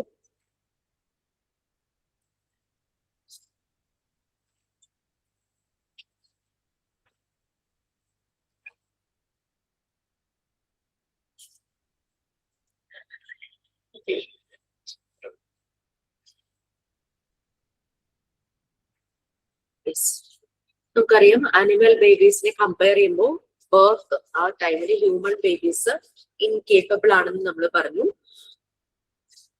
അതുകൊണ്ടാണ് ഡോക്ടർ മോണ്ടിസോറി മനുഷ്യന്റെ മനസ്സിനെ, ഡെവലപ്പ് ആകാത്ത ആ ഒരു മനസ്സിനെ സ്പിരിച്വൽ എംബ്രിയോ എന്ന് വിളിച്ചത്. അതൊക്കെ ക്വസ്റ്റ്യൻ ചോദിക്കാം, എന്താണ് ഡോക്ടർ മോണ്ടിസോറി അതിന് വിട്ട പേര്. പിന്നെ ഒരു കുട്ടികൾ നോർമൽ ആകുന്നത് എങ്ങനെയാണ്? Through work children become normal. അത് നിങ്ങൾ അണ്ടർലൈൻ ചെയ്യാനൊക്കെ ക്ലാസ്സിൽ പറഞ്ഞിട്ടുണ്ടായിരുന്നു, ലോ ഓഫ് വർക്കിൽ വന്നതാണ്. Through work children become normal, through dash children become normal ചോദിക്കാം, അല്ലെങ്കിൽ through work children become dash അങ്ങനെയും ചോദിക്കും. മാൻ ബിൽഡ്സ് ഹിംസെൽഫ് ത്രൂ വർക്കിംഗ്. അതും അണ്ടർലൈൻ ചെയ്യാനായിട്ട് ക്ലാസ്സിൽ എന്ന് പറഞ്ഞിട്ടുണ്ടായിരുന്നു. മാൻ ബിൽഡ്സ് ഹിംസെൽഫ് ത്രൂ ഡാഷ് അങ്ങനെ ചോദിക്കും. Next low of independence. Freedom കൊടുക്കുമ്പോൾ അവർ ഇൻഡിപെൻഡന്റ് ആയിട്ട് കാര്യങ്ങൾ ചെയ്യാനായിട്ട് തുടങ്ങുന്നു അല്ലെ. അതായിരുന്നു ലോ ഓഫ് ഇൻഡിപെൻഡൻസിൽ വന്നത്. ഇനി നമുക്കറിയാം കുട്ടിക്ക് ഇഷ്ടപ്പെട്ട കാര്യം ചെയ്യാനുള്ള ഒരു ഫ്രീഡം കൊടുത്തു കഴിഞ്ഞാൽ വളരെ ശ്രദ്ധയോടുകൂടി അതിരുന്ന് ചെയ്യും. അങ്ങനെയാണ് അവർക്ക് പവർ ഓഫ് അറ്റൻഷൻ ഡെവലപ്പ് ചെയ്യുന്നത്. അങ്ങനെ അവരുടെ പേഴ്സണാലിറ്റി ഡെവലപ്പ് ചെയ്യുന്നു. ഡെവലപ്മെന്റ് ഓഫ് വിൽ, അവരുടെ സെൽഫ് ഡെവലപ്പ് ചെയ്യുന്നു. അപ്പൊ ഇഷ്ടപ്പെട്ട കാര്യമാവുമ്പോൾ അവര് റിപ്പീറ്റ് ചെയ്യും, പലതവണ ചെയ്യും. പലതവണ ചെയ്തു കഴിയുമ്പോൾ അവരില് സെൽഫ് ഡിസിപ്ലിൻ, കാരണം ഇഷ്ടപ്പെട്ട കാര്യമായതുകൊണ്ട് വേറെ ആരെയോ മറ്റുള്ളവരെയോ സറൗണ്ടിങ്സിനെയോ ഡിസ്റ്റർബ് ചെയ്യാതെ അവരിരുന്ന് ശ്രദ്ധിച്ചിരുന്ന് ചെയ്യും. അപ്പൊ ആ ഒരു സെൽഫ് ഡിസിപ്ലിന്റെ ഡെവലപ്മെന്റ് ആകും. തേർഡ് സ്റ്റേജ് എന്ന് പറഞ്ഞു കഴിഞ്ഞാൽ ഒബീഡിയൻസ്, അവരിൽ അനുസരണ ഉണ്ടാകും. നമ്മൾ വഴക്ക് പറഞ്ഞിട്ടോ ഷൗട്ട് ചെയ്തിട്ടോ അല്ല, തന്നെ അവരിൽ ഒബീഡിയൻസ് ജനറേറ്റ് ചെയ്യും. അവർ നമ്മളെ ഫോളോ ചെയ്യാൻ തുടങ്ങും, നമ്മൾ അനുസരിക്കും. പിന്നെ ഇന്റലിജൻസിന്റെ ഡെവലപ്മെന്റ്, നമ്മൾ കോഗ്നിറ്റീവ് ഡെവലപ്മെന്റും കാര്യങ്ങളൊക്കെ പറഞ്ഞതുപോലെ തന്നെ ആ ഒരു അവർക്ക് ഫ്രീഡം കൊടുക്കുന്നു. അവരെ പിടിച്ച് അടച്ചു പൂട്ടി ഇരുത്തുന്നില്ല. അങ്ങനെ ഇൻഡിപെൻഡന്റ് ആയിട്ട് കാര്യങ്ങൾ ചെയ്യാനുള്ള ഫ്രീഡം കൊടുക്കുമ്പോൾ അവരുടെ ഇന്റലിജൻസ് ആണ് വളരുന്നത്. അവർക്ക് കാര്യങ്ങൾ ചെയ്യാനുള്ള അവസരങ്ങൾ കിട്ടുന്നു, ക്രിയേറ്റിവിറ്റി കൂടുന്നു, കോൺസെൻട്രേഷൻ കൂടുന്നു, പവർ ഓഫ് അറ്റൻഷൻ കൂടുന്നു. അങ്ങനെയൊക്കെ വരുമ്പോഴേക്കും അവരുടെ ഇന്റലിജൻസും ഡെവലപ്പ് ചെയ്യുന്നു. അവർ ക്രിയേറ്റീവ് ആയിട്ട് കാര്യങ്ങൾ ചെയ്യുന്നു. ഇമാജിനേഷനും ക്രിയേറ്റിവിറ്റിയും കൂടുന്നു. ക്രിയേറ്റീവ് ആയിട്ട് കാര്യങ്ങൾ ചെയ്യാനായിട്ട് സാധിക്കും.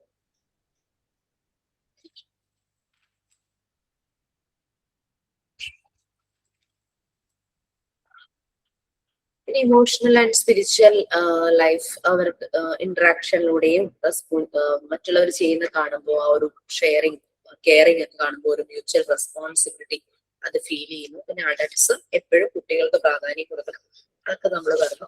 പിന്നെ ഡോക്ടർ മോണ്ടിസോറി കുട്ടികളുടെ ഡെവലപ്മെന്റിനെ 2 സ്റ്റേജസ് ആയിട്ട് ഡിവൈഡ് ചെയ്തിരുന്നു, ചൈൽഡ്ഹുഡും അഡൾട്ട്ഹുഡും.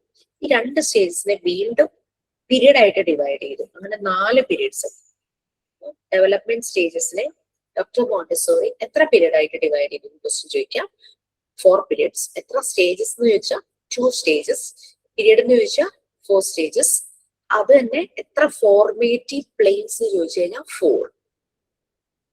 2 സ്റ്റേജസ്, 4 പീരീഡ്സ്, 4 ഫോർമേറ്റീവ് പ്ലെയിൻസ്. ആ നമ്പർ കറക്റ്റ് ഓർത്തേക്ക്.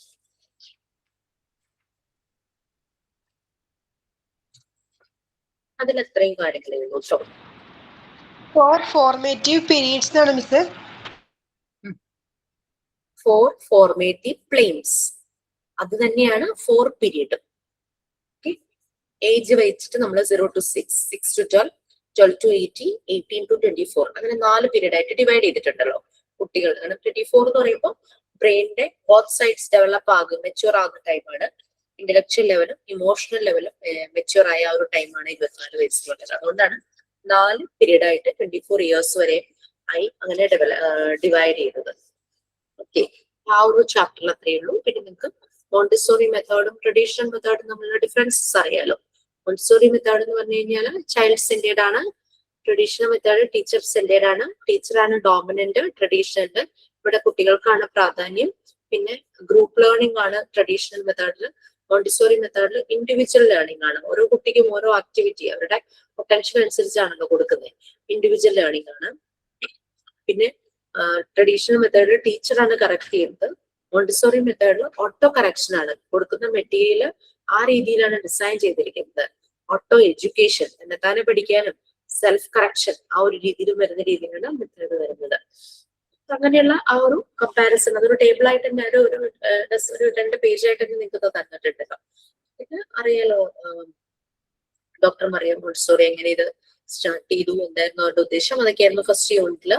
AMI ഒരു അസോസിയേഷൻ മോണ്ടിസോറി ഇന്റർനാഷണലി ആണ് ലാസ്റ്റ് ശരിക്കും അവര് ഇറ്റാലി ആ ഒരു ഇതും ഇംഗ്ലീഷും കൂടെ മിക്സ് ആയപ്പോ അവരങ്ങനെ ആക്കിയെടുത്തതാണ്. പിന്നെ എവിടെയാണ് ഫസ്റ്റ് മോണ്ടിസോറി സ്കൂള്, ഏത് വർഷം, പിന്നെ സ്കൂളിന് കൊടുത്ത പേര്, അതിന്റെ മീനിങ്, അങ്ങനെയുള്ള കാര്യങ്ങളൊക്കെ ഫസ്റ്റ് ലെസണിൽ കണ്ടിട്ടുണ്ടാവുമല്ലോ. നെക്സ്റ്റ് സൈക്കോളജിയും educational psychology. Normalisation and deviation എന്ന് പറഞ്ഞേക്കാം.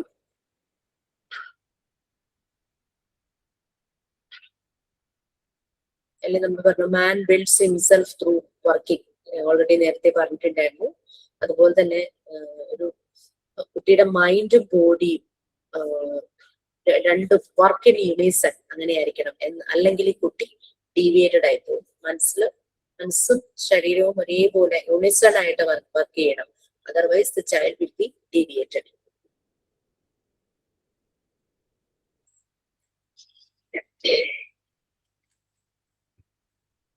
ഓക്കെ, നോർമലൈസ്ഡ് കുട്ടികൾ എന്ന് പറയുമ്പോൾ അവരെന്തൊക്കെയാണ്,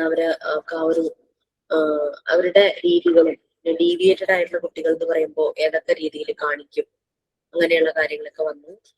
പിന്നെ സ്പോണ്ടേനിയസ് ആയിട്ടുള്ള ഡിസിപ്ലിൻ, സന്തോഷം, ഇതൊക്കെ അവർ എക്സ്പ്രസ് ചെയ്യും. ഇൻഡിപെൻഡന്റ് ആയിരിക്കും. ഇനീഷ്യേറ്റീവ് അവർ കാണിക്കും. ഒബീഡിയൻസ് ഉണ്ടാകും.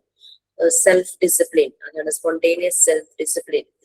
ലിബർട്ടി, അവർക്ക് ഇൻഡിപെൻഡൻസ് കൊടുക്കുന്നതുകൊണ്ടാണ് ഉണ്ടാകുന്ന ഒരു റിസൾട്ട്. ഫ്രൂട്ട് ഓഫ് ലിബർട്ടി ആണ് സ്പോണ്ടേനിയസ് സെൽഫ് ഡിസിപ്ലിൻ എന്ന് പറയുന്നത്.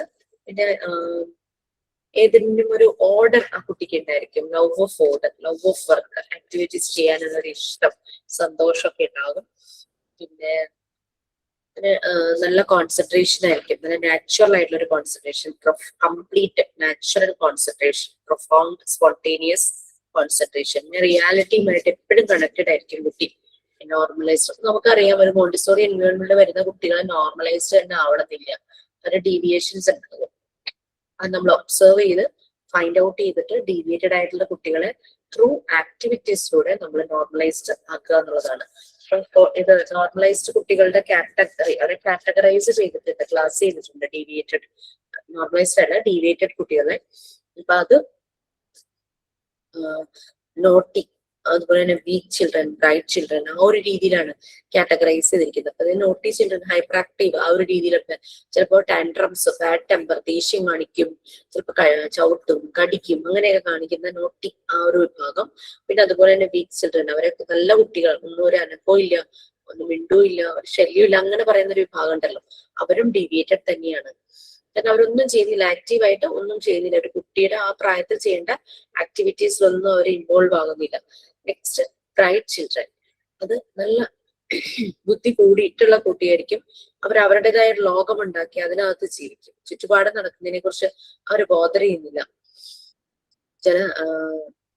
അവര് ഫൈറ്റ് ചെയ്യാനോ അതുപോലെ തന്നെ അഗ്രസീവ് ആയിട്ടുള്ള അറ്റൻഷൻ അങ്ങനത്തെ കാര്യങ്ങളൊന്നും അവരിൽ പോകില്ല. പക്ഷേ അവര് റിയാലിറ്റിയുമായിട്ടൊട്ടും കണക്റ്റഡ് ആവില്ല. അവരുടേതായിട്ടുള്ള ഒരു ഇമാജിനറി വേൾഡ്, അതാണ് ഈ ബ്രൈറ്റ്. അതുകൊണ്ടാണ് അവരെ ഡീവിയേറ്റഡ് ആക്കി ആ ഒരു കാറ്റഗറിയിൽ പെടുത്തിയിരിക്കുന്നത്. പിന്നെ ആ ഡീവിയേഷന്റെ പല കാര്യങ്ങളും നമ്മൾ പറഞ്ഞു. പിന്നെ ലൈസ് പറയുന്നത്, പിന്നെ സൈക്കിക് ഫ്യൂഗ്, ഒരു ഡ്രീം ലൈക്ക് സ്റ്റേറ്റ് ആണ് സൈക്കിക് ഫ്യൂഗ് എന്ന് പറയുന്നത്. അവരുടെ കോൺഷ്യസ്നെസ്സിന് ഒരു ഓൾട്ടറേഷൻ സംഭവിക്കുന്നു. ബോധം ഇങ്ങനെ ബോധപൂർവത്തോടു കൂടി കാര്യങ്ങൾ ചെയ്യാതെ ആ ഒരു രീതിയിൽ ഒരു അതൊരു ഒളിച്ചോട്ടം പോലെ, ഒരു റൺ അവേ, ആ ഒരു രീതിയിൽ വരുന്നതാണ് സൈക്കിക് ഫ്യൂഗ് എന്ന് പറയുന്നത്. ചിലപ്പോ ആരെങ്കിലും വഴക്ക് പറയുമ്പോൾ ഒരു പെട്ടെന്ന് തന്നെ വിത്ഡ്രോ ചെയ്യുന്ന പോലെ, എന്നിട്ട് അവരൊരു ഫാന്റസി വേൾഡിൽ അവരുടേതായ ഒരു വേൾഡ് ക്രിയേറ്റ് ചെയ്ത് അവർ അതിനകത്ത് ഇങ്ങനെ ഭയങ്കര ഹാപ്പി ആയിട്ട് അവർ തന്നെ ക്രിയേറ്റ് ചെയ്തിരിക്കുന്നു. അതായത് പ്രോബ്ലംസ് വരുമ്പോൾ അതിനോടി പോകുന്ന രീതിയിൽ. സൈക്കിക് ബാരിയേഴ്സ്, അത് ചില കുട്ടികൾക്ക് പുറത്തേക്ക് അവരങ്ങനെ പുറം ലോകം കാണാനായിട്ട് താല്പര്യമില്ലാതെ ഉള്ളിൽ തന്നെ ഇങ്ങനെ കഴിഞ്ഞു പോകുന്നു. അപ്പൊ അവരൊരു പുറത്തെ ലോകവുമായിട്ടൊരു വലിയൊരു മതില്, ഒരു ബാരിയർ ഇങ്ങനെ ഉണ്ടാക്കി വെക്കും. അത് ചിലപ്പോ കുട്ടിയെ കുട്ടി വളരുന്ന ആ സാഹചര്യത്തിൽ ഇൽട്രീറ്റ്, നല്ല രീതിയിൽ ട്രീറ്റ് ചെയ്യാത്തതുകൊണ്ടായിരിക്കാം അങ്ങനത്തെ സൈക്കിക് ബാരിയേഴ്സ് ഒക്കെ ഉണ്ടാക്കിയിരിക്കുന്നത്. കറക്റ്റ് ടൈമിൽ ഹെൽപ്പ് കിട്ടിയില്ലെങ്കിൽ ആ കുട്ടിയുടെ പേഴ്സണാലിറ്റി വളരെയധികം താന്നു പോകാനുള്ള ചാൻസ് ഉണ്ട്. നല്ലൊരു അറ്റാച്ച്മെന്റ് കുട്ടികളെ ഡെവലപ്പ് ചെയ്യും എന്നാണ് പറയുന്നത്. പിന്നീട് കുറച്ച് കാര്യങ്ങൾ അതിനൊക്കെ പറയുന്നുള്ളൂ.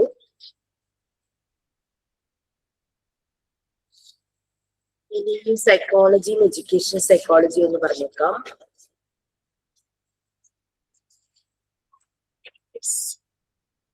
സൈക്കോളജി നമുക്കറിയാം അതൊരു സയന്റിഫിക് സ്റ്റഡിയാണ്, മൈൻഡിന്റെയും ബിഹേവിയറിന്റെ ഒരു സയന്റിഫിക് സ്റ്റഡിയാണ്. അതൊരു ഗ്രീക്ക് ലാംഗ്വേജിൽ നിന്നാണ് ആ വേർഡ് വന്നിരിക്കുന്നത്. അതിൽ സൈക്ക് എന്ന് പറഞ്ഞു കഴിഞ്ഞാൽ സോൾ എന്നാണ് മീനിങ്, ലോഗോസ് എന്ന് പറഞ്ഞു കഴിഞ്ഞാൽ സയൻസ് എന്നാണ് മീനിങ്. അപ്പോൾ സൈക്കോളജി എന്ന് പറഞ്ഞു കഴിഞ്ഞാൽ സയൻസ് ഓഫ് സോൾ, അതൊരു സയൻസ് തന്നെയാണ്. പിന്നെ ചൈൽഡ് സൈക്കോളജി എന്ന് പറയുന്നത് scientific study of children's behaviour and development. Teachers എന്തുകൊണ്ട് സൈക്കോളജി പഠിക്കണം അങ്ങനെയുള്ള കാര്യങ്ങളെല്ലാം നമ്മൾ പറഞ്ഞു.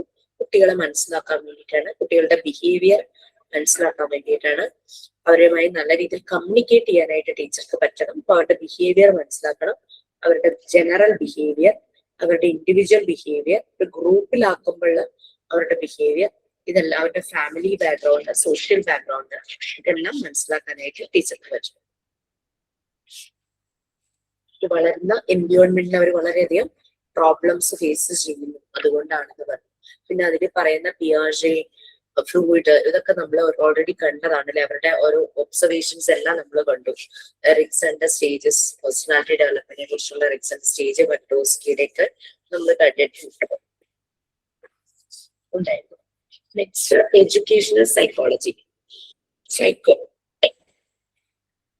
സൈക്കോളജി എഡ്യൂക്കേഷൻ സെറ്റിംഗ്സിൽ അതിന്റെ ആപ്ലിക്കേഷൻ ആണ് എഡ്യൂക്കേഷണൽ സൈക്കോളജി എന്ന് പറയുന്നത്. ഇതൊരു ബിഹേവിയറൽ സയൻസ് ആണ്. കാരണം ഇതിനകത്ത് നമ്മൾ ഹ്യൂമന്റെ ബിഹേവിയർ ആണ് സ്റ്റഡി ചെയ്യുന്നത് അല്ലെ. എഡ്യൂക്കേഷണൽ സെറ്റിംഗ്സിൽ സൈക്കോളജിയുടെ ആപ്ലിക്കേഷൻ ആണ്. എഡ്യൂക്കേഷണൽ സെറ്റിംഗ്സ് എന്ന് പറയുമ്പോൾ അവിടെ കുട്ടികളാണ് വരുന്നത്. അപ്പൊ കുട്ടികളുടെ ബിഹേവിയർ അസസ് ചെയ്യുന്നു, അനലൈസ് ചെയ്യുന്നു, അത് സ്റ്റഡി ചെയ്യുന്നു ഒരു ടീച്ചർ. എന്നാലാണ് കുട്ടീനെ ശരിയായ രീതിയിൽ ഗൈഡ് ചെയ്യാനായിട്ട് ടീച്ചർക്ക് പറ്റൂ. അപ്പൊ ഇത് ഒരു ബിഹേവിയർ സയൻസ് ആണ്. രണ്ട് മെയിൻ റെഫറൻസസ് ഉണ്ട്. ഒന്ന് ഹ്യൂമൻ ബിഹേവിയർ, ബിഹേവിയർ സയൻസ് ആണ്, ഹ്യൂമൻ ബിഹേവിയർ ആണ്. മറ്റൊന്ന് ആ സെറ്റിംഗ്സ്, എഡ്യൂക്കേഷൻ. ഇനി ഇതൊരു എഡ്യൂക്കേഷൻ സൈക്കോളജി എന്ന് പറയുന്ന ഒരു പോസിറ്റീവ് സയൻസ് ആണ്, ഒരു അപ്ലൈഡ് സയൻസ് ആണ്.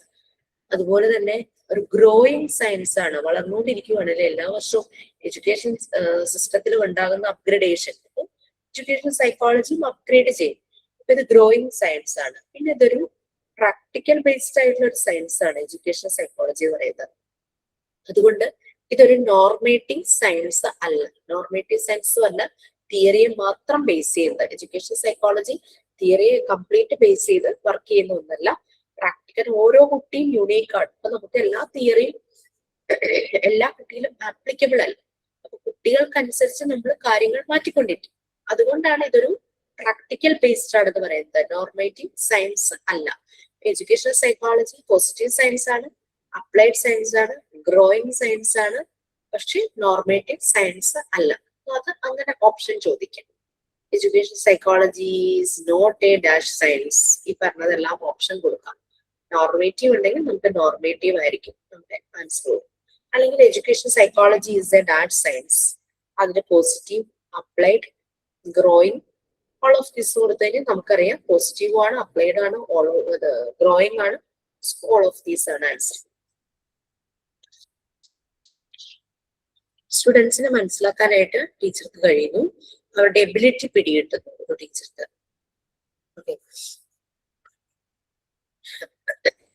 ഏത് രീതിയിൽ കുട്ടികളെ പഠിപ്പിക്കണം, എങ്ങനെ പഠിപ്പിക്കണം, എപ്പോൾ പഠിപ്പിക്കണം, എന്ത് പഠിപ്പിക്കണം, ഇതൊക്കെ മനസ്സിലാക്കാനായിട്ട് ടീച്ചേഴ്സിനെ ഹെൽപ്പ് ചെയ്യുന്ന ഒന്നാണ് എഡ്യൂക്കേഷണൽ സൈക്കോളജി.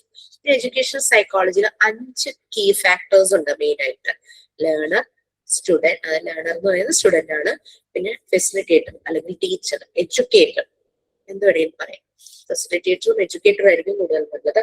പിന്നെ അവർ രണ്ടുപേരും കൂടെ മീറ്റ് ചെയ്യുന്ന ആ ലേണിംഗ് എൻവിയോൺമെന്റ്, ക്ലാസ് റൂം ആകാം, അങ്ങനെ എവിടെ വേണമെങ്കിലും ലേണിംഗ് എൻവിയോൺമെന്റ്, അതിലൂടെ അവരൊരു ലേണിംഗ് പ്രോസസ്സിലൂടെ കടന്നു പോകുന്നു. അതിൽ അവർ എക്സ്പീരിയൻസ് ചെയ്യുന്നു, ലേണിംഗ് എക്സ്പീരിയൻസസ് നടത്തുന്നു.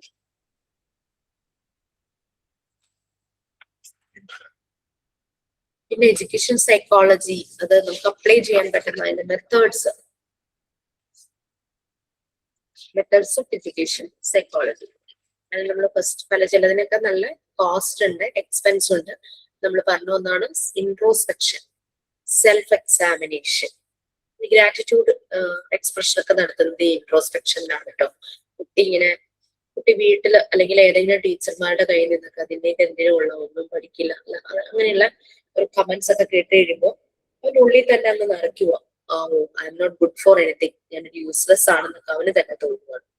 അപ്പൊ ഒരു ശരിയായ രീതിയിൽ അവനെ അനലൈസ് ചെയ്യുന്ന അസസ് ചെയ്യുന്ന ഒരു ടീച്ചർ വന്നു കഴിഞ്ഞാൽ നമുക്ക് ചെയ്യാനായിട്ട് പറ്റും ഇൻട്രോസ്പെക്ഷൻ. അവനോട് ചോദിക്കാം, നിനക്ക് നല്ല കാഴ്ചകൾ കാണാൻ നല്ല 2 കണ്ണുകളില്ലേ, നീ ബ്രീത്ത് ചെയ്യുന്നില്ലേ നോർമലായിട്ട് സ്മൂത്ത് ആയിട്ട്, നിനക്ക് കേൾക്കാൻ പറ്റുന്നില്ലേ നല്ല നല്ല പാട്ടുകൾ, സോ സേ ഗ്രാറ്റിറ്റ്യൂഡ്. അവനെ ആലോചിക്കുക യെസ് ഐ എം ബ്ലെസ്ഡ് എന്നുള്ള രീതിയിൽ കുട്ടിക്ക് ഫീൽ വരണം. ആ രീതിയിൽ നമ്മൾ അവന്റെ പോസിറ്റീവ്സ് അവനെ കൊണ്ട് തന്നെ എടുത്തു പറയിപ്പിക്കണം. അതാണ് ആ ഒരു മെത്തേഡാണ് ഇൻട്രോസ്പെക്ഷനിൽ വരുന്നത്. നെക്സ്റ്റ് ഒബ്സർവേഷൻ ആണ്. പല രീതിയിലുള്ള ഒബ്സർവേഷൻ ഉണ്ട്. പിന്നെ ആസ് എ മോണ്ടിസോറി ഫെസിലിറ്റേറ്റർ നമുക്കറിയാം നമ്മൾക്ക് വേണ്ടുന്നത് ഒബ്സർവേഷൻ ആണ്. അപ്പൊ അത് കുട്ടി അറിയാതെ കുട്ടിയെ ഡിസ്റ്റർബ് ചെയ്യാത്ത രീതിയിലുള്ള ഒബ്സർവേഷൻ ആയിരിക്കണം.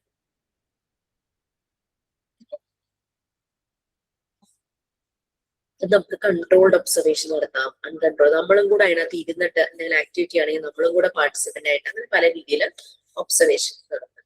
നെക്സ്റ്റ് ക്ലിനിക്കൽ കേസ് സ്റ്റഡി മെത്തേഡാണ്.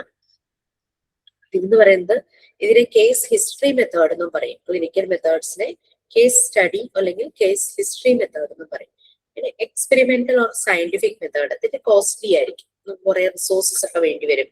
എക്സ്പെരിമെന്റൽ മെത്തേഡ് അതാണ് ഏറ്റവും സയന്റിഫിക് ഒബ്ജക്റ്റീവ് ആയിട്ടുള്ള മെത്തേഡ്. എക്സ്പെരിമെന്റൽ മെത്തേഡ് അല്ലെങ്കിൽ സയന്റിഫിക് മെത്തേഡ്. ഓരോന്നിനുള്ള 2-3 പേരുകളൊക്കെ ഉണ്ടെങ്കിൽ അതൊക്കെ ഒന്ന് ഓർത്ത് വെച്ചിട്ട് ഇതിന് പറയുന്ന വേറൊരു പേര് അങ്ങനെയൊക്കെ ചോദിക്കും. അതുപോലെ തന്നെ ഡിഫറൻഷ്യൽ മെത്തേഡ് അല്ലെങ്കിൽ സർവേ മെത്തേഡ്, അതിനും 2 പേരുണ്ട് അല്ലെ. എക്സ്പെരിമെന്റൽ മെത്തേഡ് അല്ലെങ്കിൽ scientific method, case study method അല്ലെങ്കിൽ ക്ലിനിക്കൽ കേസ് ഹിസ്റ്ററി മെത്തേഡ് അല്ലെങ്കിൽ കേസ് സ്റ്റഡി മെത്തേഡ് അല്ലെങ്കിൽ ക്ലിനിക്കൽ കേസ് സ്റ്റഡി മെത്തേഡ്, എങ്ങനെ അത് പറയാം. അപ്പം ഡിഫറൻഷ്യൽ മെത്തേഡ് അല്ലെങ്കിൽ സർവേ മെത്തേഡ്. ഡിഫറൻഷ്യൽ മെത്തേഡ് എപ്പോഴും ഇൻഡിവിജ്വൽ ഡിഫറൻസിനെ ബേസ് ചെയ്തിട്ടാണ്. ഇതിനെ സ്റ്റാറ്റിസ്റ്റിക്കൽ മെത്തേഡും എന്നും പറയാറുണ്ട്. സ്റ്റാറ്റിസ്റ്റിക്കൽ ടെക്നിക്സ് യൂസ് ചെയ്യാറുണ്ട്. പിന്നെ അതുപോലെ തന്നെ ഇതിൽ നമ്മൾ യൂസ് ചെയ്യുന്നത് ഡേറ്റ കളക്ട് ചെയ്യാം, അതുപോലെ തന്നെ ക്വസ്റ്റ്യനെയേഴ്സ്, ഒബ്സർവേഷൻ, ഇങ്ങനെയല്ല ഇന്റർവ്യൂ നടത്തി ഒക്കെ നമുക്ക് സർവേ. നിങ്ങളൊരു സർവേ ചെയ്തിട്ടുണ്ടല്ലേ, നിങ്ങൾ നേരിട്ട് പോയിട്ട് അവരുടെ ഡേറ്റ കളക്ട് ചെയ്തെടുക്കുന്നു, അല്ലെങ്കിൽ അവർ ഇന്റർവ്യൂ പോലെ അവർ ചോദ്യങ്ങൾ ചോദിക്കുന്നു, അങ്ങനെയെല്ലാം സർവേ നമ്മൾ ചെയ്തിട്ടുണ്ട്. ഇതൊക്കെയാണ് എഡ്യൂക്കേഷൻ സൈക്കോളജിയിൽ വരുന്ന കാര്യങ്ങൾ.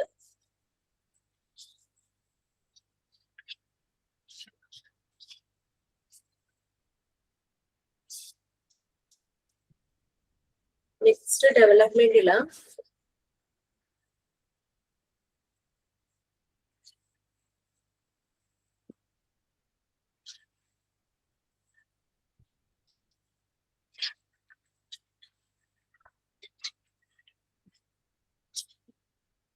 Cognitive method. കോഗ്നിറ്റീവ് മെത്തേഡ് പറഞ്ഞപ്പോൾ നമ്മൾ പറഞ്ഞു കോഗ്നിറ്റീവ് മെത്തേഡാണ് ബാക്കി കോഗ്നിറ്റീവ് ഡെവലപ്മെന്റ് മെത്തേഡ് അല്ല, കോഗ്നിറ്റീവ് ഡെവലപ്മെന്റ് ആണ് ബാക്കി എല്ലാ ഏരിയയിലെ ഡെവലപ്മെന്റിന്റെ ഒരു ബേസ് എന്ന് പറയുന്നത്. ഇവിടെ എന്തെങ്കിലും ഒരു കുറവുണ്ടായാൽ അത് ബാക്കി എല്ലാ ഏരിയയിലും ബാധിക്കും. കുട്ടിക്ക് അല്പം കുറവുണ്ടെങ്കിൽ ആളുടെ പ്രവൃത്തി ആക്ഷൻസിന് ആ ഇത് കാണാനായിട്ട് പറ്റും, ആ ഒരു ചലഞ്ച് കാണാനായിട്ട് പറ്റും. സംസാരിക്കുന്ന ആ ഒരു ചലഞ്ച് കാണാനായിട്ട് പറ്റും അല്ലെ. ആളുകളുമായിട്ട് സോഷ്യലൈസ് ചെയ്യുന്നതിൽ അത് കാണാനായിട്ട് പറ്റും. ഇമോഷൻസ് എക്സ്പ്രസ് ചെയ്യുന്നതിലും അത് കാണാനായിട്ട് പറ്റും. അപ്പൊ കോഗ്നിറ്റീവ് ഡെവലപ്മെന്റ് എവിടെയെങ്കിലും ലോ ആയി കഴിഞ്ഞാൽ ഡെഫിനറ്റ്ലി അത് ബാക്കിയുള്ള എല്ലാ ഏരിയയെയും ബാധിക്കുന്നു എന്ന് വേണം പറയാം. കോഗ്നിറ്റീവ് ഡെവലപ്മെന്റ് നമ്മൾ ബ്രൂണറുടെ 3 സ്റ്റേജസ് കണ്ടു. Inactive stage, iconic stage, symbolic stage. Inactive stage എന്ന് പറയുമ്പോൾ നമ്മൾ ബർത്ത് തുടങ്ങിയിട്ട് 1 വയസ്സ് വരെയുള്ള ടൈമാണ് ഈ ഇനാക്റ്റീവ് സ്റ്റേജ്. നമ്മൾ പിയാജയുടെ കോഗ്നിറ്റീവ് ഡെവലപ്മെന്റ് അതുപോലെ തന്നെ പിയാജെ അത് 4 സ്റ്റേജസ് ആയിട്ട് പറഞ്ഞപ്പോൾ ബ്രൂണർ അത് 3 സ്റ്റേജ് ആയിട്ട് പറഞ്ഞു. ജെറോം ബ്രൂണർ എന്നുള്ള പേര്, അദ്ദേഹം ഒരു അമേരിക്കൻ സൈക്കോളജിസ്റ്റ്. ഈ ഒരു സ്റ്റേജ് കുട്ടികള് മൂവ്മെന്റ്സിലൂടെയാണ് കാര്യങ്ങൾ മനസ്സിലാക്കുന്നത്. ഇനാക്റ്റീവ് സ്റ്റേജില് മൂവ്മെന്റ്സ്, ആക്ഷൻസ്, അതിലൂടെയാണ് കാര്യങ്ങൾ മനസ്സിലാക്കുന്നത്. തൊട്ട് നോക്കുക, കടിച്ചു നോക്കുക, എറിഞ്ഞു നോക്കുക, പിടിച്ചു നോക്കുക, അങ്ങനെയുള്ള പല രീതിയിലുള്ള മൂവ്മെന്റ്സ്. Next iconic stage. ഈ ഒരു സ്റ്റേജ് കുട്ടികള് ഇമേജസ് മെന്റൽ പിക്ചർ കാണുന്നതൊക്കെ അവരിങ്ങനെ ഒരു ഇമേജ് ആയിട്ട് വിഷ്വലൈസ് ചെയ്ത് അങ്ങനെയാണ് ഐക്കോണിക് സ്റ്റേജിൽ അവര് നോളജ് അക്യൂർ ചെയ്യുന്നത്. അപ്പൊ അവർ അവൻ്റെതായ ഒരു ലോകത്തിലെ ഒരു മാസ്റ്റർ അല്ലെങ്കിൽ ഒരു പ്രസന്ന പോലെയായിരിക്കും. നെക്സ്റ്റ് സിംബോളിക് സ്റ്റേജ്, നമ്മൾ കുറച്ചുകൂടെ മാത്തമാറ്റിക്കൽ ആയിട്ടുള്ള കാര്യങ്ങൾ, ലോജിക്കൽ തിങ്കിങ് എന്നിലേക്കൊക്കെ വരുന്നു. സിംബൽസ് മനസ്സിലാക്കുന്നു, സിംബോളിക് റെപ്രസെന്റേഷൻസ് എല്ലാം മനസ്സിലാക്കുന്നു, ലാംഗ്വേജ് അതെല്ലാം വരുന്നത് ഈ ഒരു സിംബോളിക് സ്റ്റേജിലാണ്.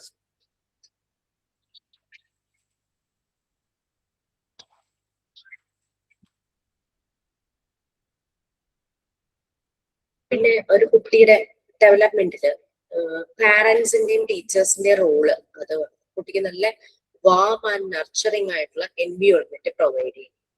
ഓക്കെ, അവരുടെ ഫീലിങ്സ് മനസ്സിലാക്കണം, അവരെ കേൾക്കണം, അങ്ങനെ പല കാര്യങ്ങൾ.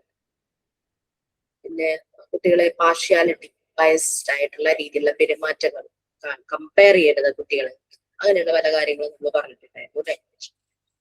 ഇതൊക്കെയാണ് ഒരു കോഗ്നിറ്റീവ് ഡെവലപ്മെന്റ് വരുന്നത്. അവിടെ തന്നെയായിരുന്നു എനിക്ക് തോന്നുന്നു പിയാജയുടെ ഡിഫറെന്റ് സ്റ്റേജസ്, 4 സ്റ്റേജസ് നമ്മൾ പറഞ്ഞു. അതുപോലെ മറ്റു പലരുടെയും പറഞ്ഞിട്ടുണ്ടായിരുന്നു. അതൊക്കെ വരുമോന്ന് ചോദിച്ചാൽ അതൊന്നും ഞാൻ എക്സാമിനെ ചോദിക്കാറില്ല, നിങ്ങൾ അത് അറിഞ്ഞിരിക്കണം എന്നുള്ള രീതിയിലാണ് അത് പറഞ്ഞു തന്നത്. ഞാനാണോ അതൊക്കെ പറഞ്ഞു തന്നെ? പിയാജെ, എറിക്സൺ, ഡോസ്കി, സിഗ്മണ്ട് ഫ്രോയിഡ് പറഞ്ഞിട്ടില്ല? ടീച്ചർ ക്വസ്റ്റ്യൻ ഇടൂ എന്ന് എനിക്കറിയില്ല കേട്ടോ, മേ ബി.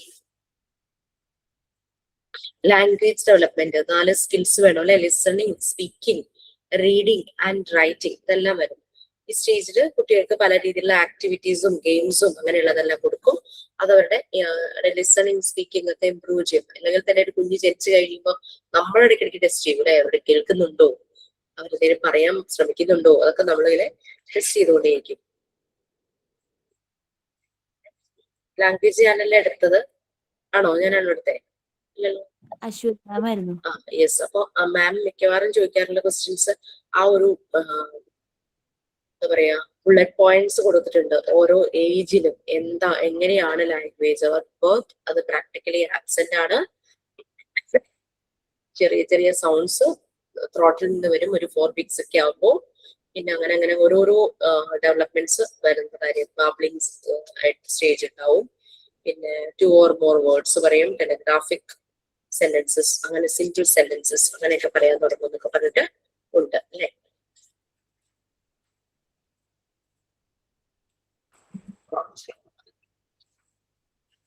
പിന്നെ socio emotional development, stranger anxiety, separation anxiety, അതൊക്കെ വരുന്നത്. അത് പലപ്പോഴും ചോദിക്കാറുണ്ട്.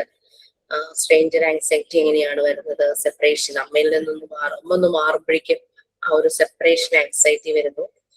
പരിചയമില്ലാത്ത ആളുകളെ കാണുമ്പോൾ അവർ ഭയങ്കരമായിട്ട് സ്ട്രേഞ്ചർ ആങ്സൈറ്റി കാണിക്കുന്നു.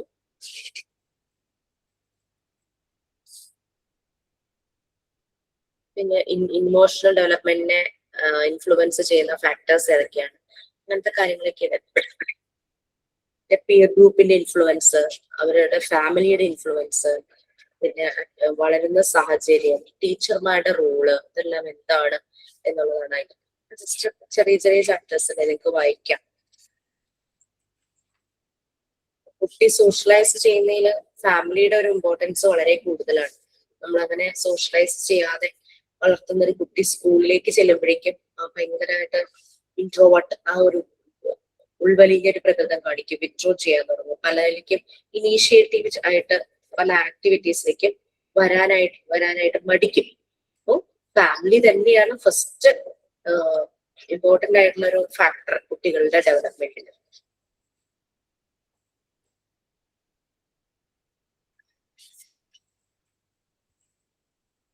ഫസ്റ്റ് യൂണിറ്റ്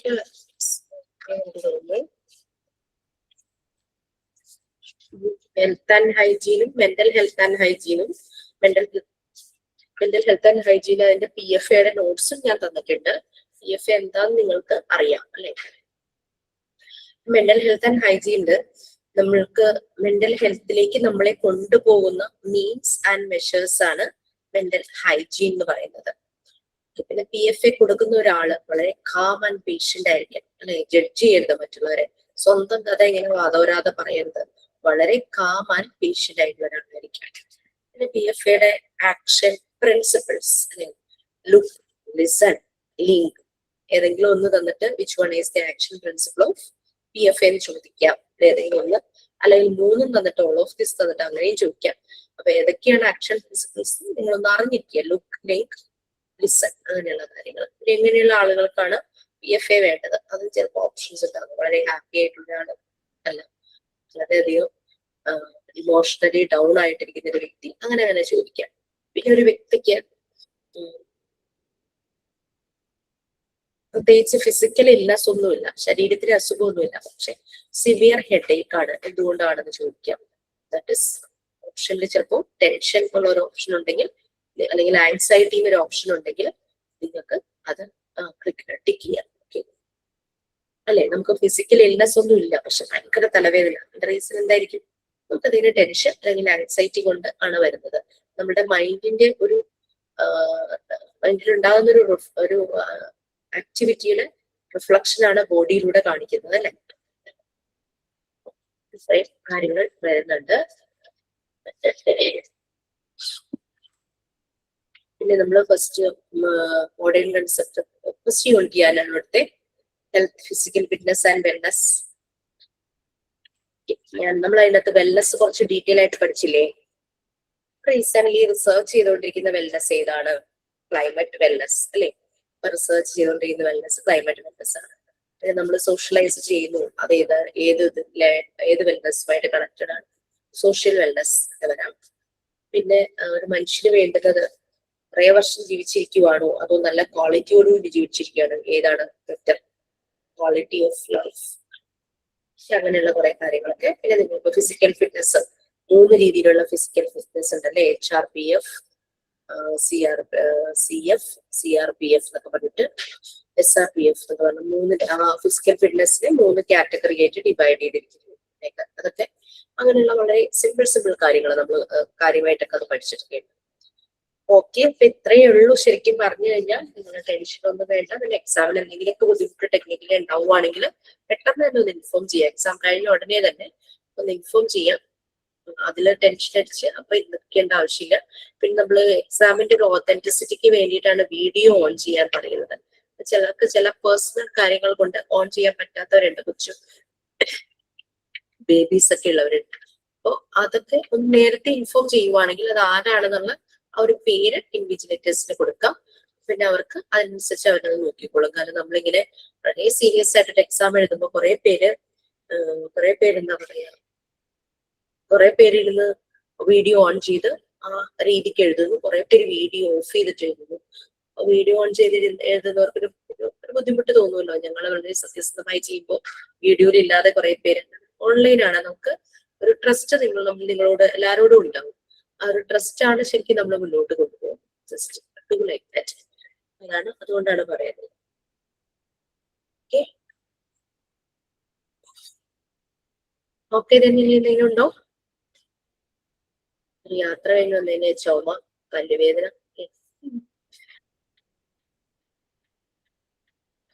ഓക്കെ, 8 മണിക്കൊരു ക്ലാസ് ഉള്ളത് കൊണ്ടാണ് കേട്ടോ സമയം 6:30 ആക്കിയത്. അല്ലെങ്കിൽ നമ്മൾ 7:30 തുടങ്ങി 9:30 വരെയൊക്കെ നമ്മൾ എടുക്കായിരുന്നു. ഓക്കെ, ഇപ്പൊ നല്ല കൂളായിട്ട് എക്സാം ഒക്കെ എഴുതുക. ഫുള്ള് ഇനി റെക്കോർഡ് ക്ലാസ്. ടീച്ചർ ഒരു ഡൗട്ട് ഉണ്ട്. യൂണിറ്റ് 6 മെന്റൽ ഹെൽത്ത് ഹൈജീനില്ലേ, മെന്റൽ ഹെൽത്തിനെ കുറിച്ച് ഒന്ന് ചെറുതായിട്ട് ഒന്ന് പറഞ്ഞോ ഡെഫിനേഷൻ. ഓക്കെ, സോ മെന്റൽ ഹെൽത്തിലേക്ക് എത്താനുള്ള ഒരു മാർഗമാണ് മെന്റൽ ഹൈജീൻ എന്ന് പറയുന്നത്. മെന്റൽ ഹൈജീൻ എന്ന് പറയുന്നത് നമുക്ക് മെന്റൽ ഹെൽത്ത് കിട്ടാൻ വേണ്ടിയിട്ട് നമ്മള് ആ ഏരിയകളെ ഡീല് ചെയ്യുന്ന ഒരു സയൻസ് ആണ് മെന്റൽ ഹൈജീൻ. മെന്റൽ ഹെൽത്ത് എന്ന് പറഞ്ഞു കഴിഞ്ഞാൽ സോഷ്യലി, ഇമോഷണലി, ഫിസിക്കലി ഒരാള് നല്ല വെൽബീയിങ് ആണ് എന്ന് പറയുന്നതാണ് മെന്റൽ ഹെൽത്ത്. ഒരാളുടെ മെന്റൽ ഹെൽത്ത് എന്ന് പറഞ്ഞാൽ അയാള് സോഷ്യലി, ഇമോഷണലി, ഫിസിക്കലി എല്ലാം വളരെ, മെന്റലി എല്ലാം വളരെ വെൽബീയിങ്, സന്തോഷം, സമാധാനം, ആ ഒരു രീതിയിലുള്ളത് തന്നെയാണ് മെന്റൽ ഹെൽത്ത് എന്ന് പറയുന്നത്. പിന്നെ അതിൽ എന്താ കൂടുതലായിട്ട് അറിയാനുള്ളത്? ഷിജാസ് ഒന്ന് പറയുമോ ഉദ്ദേശിക്കുന്നത്?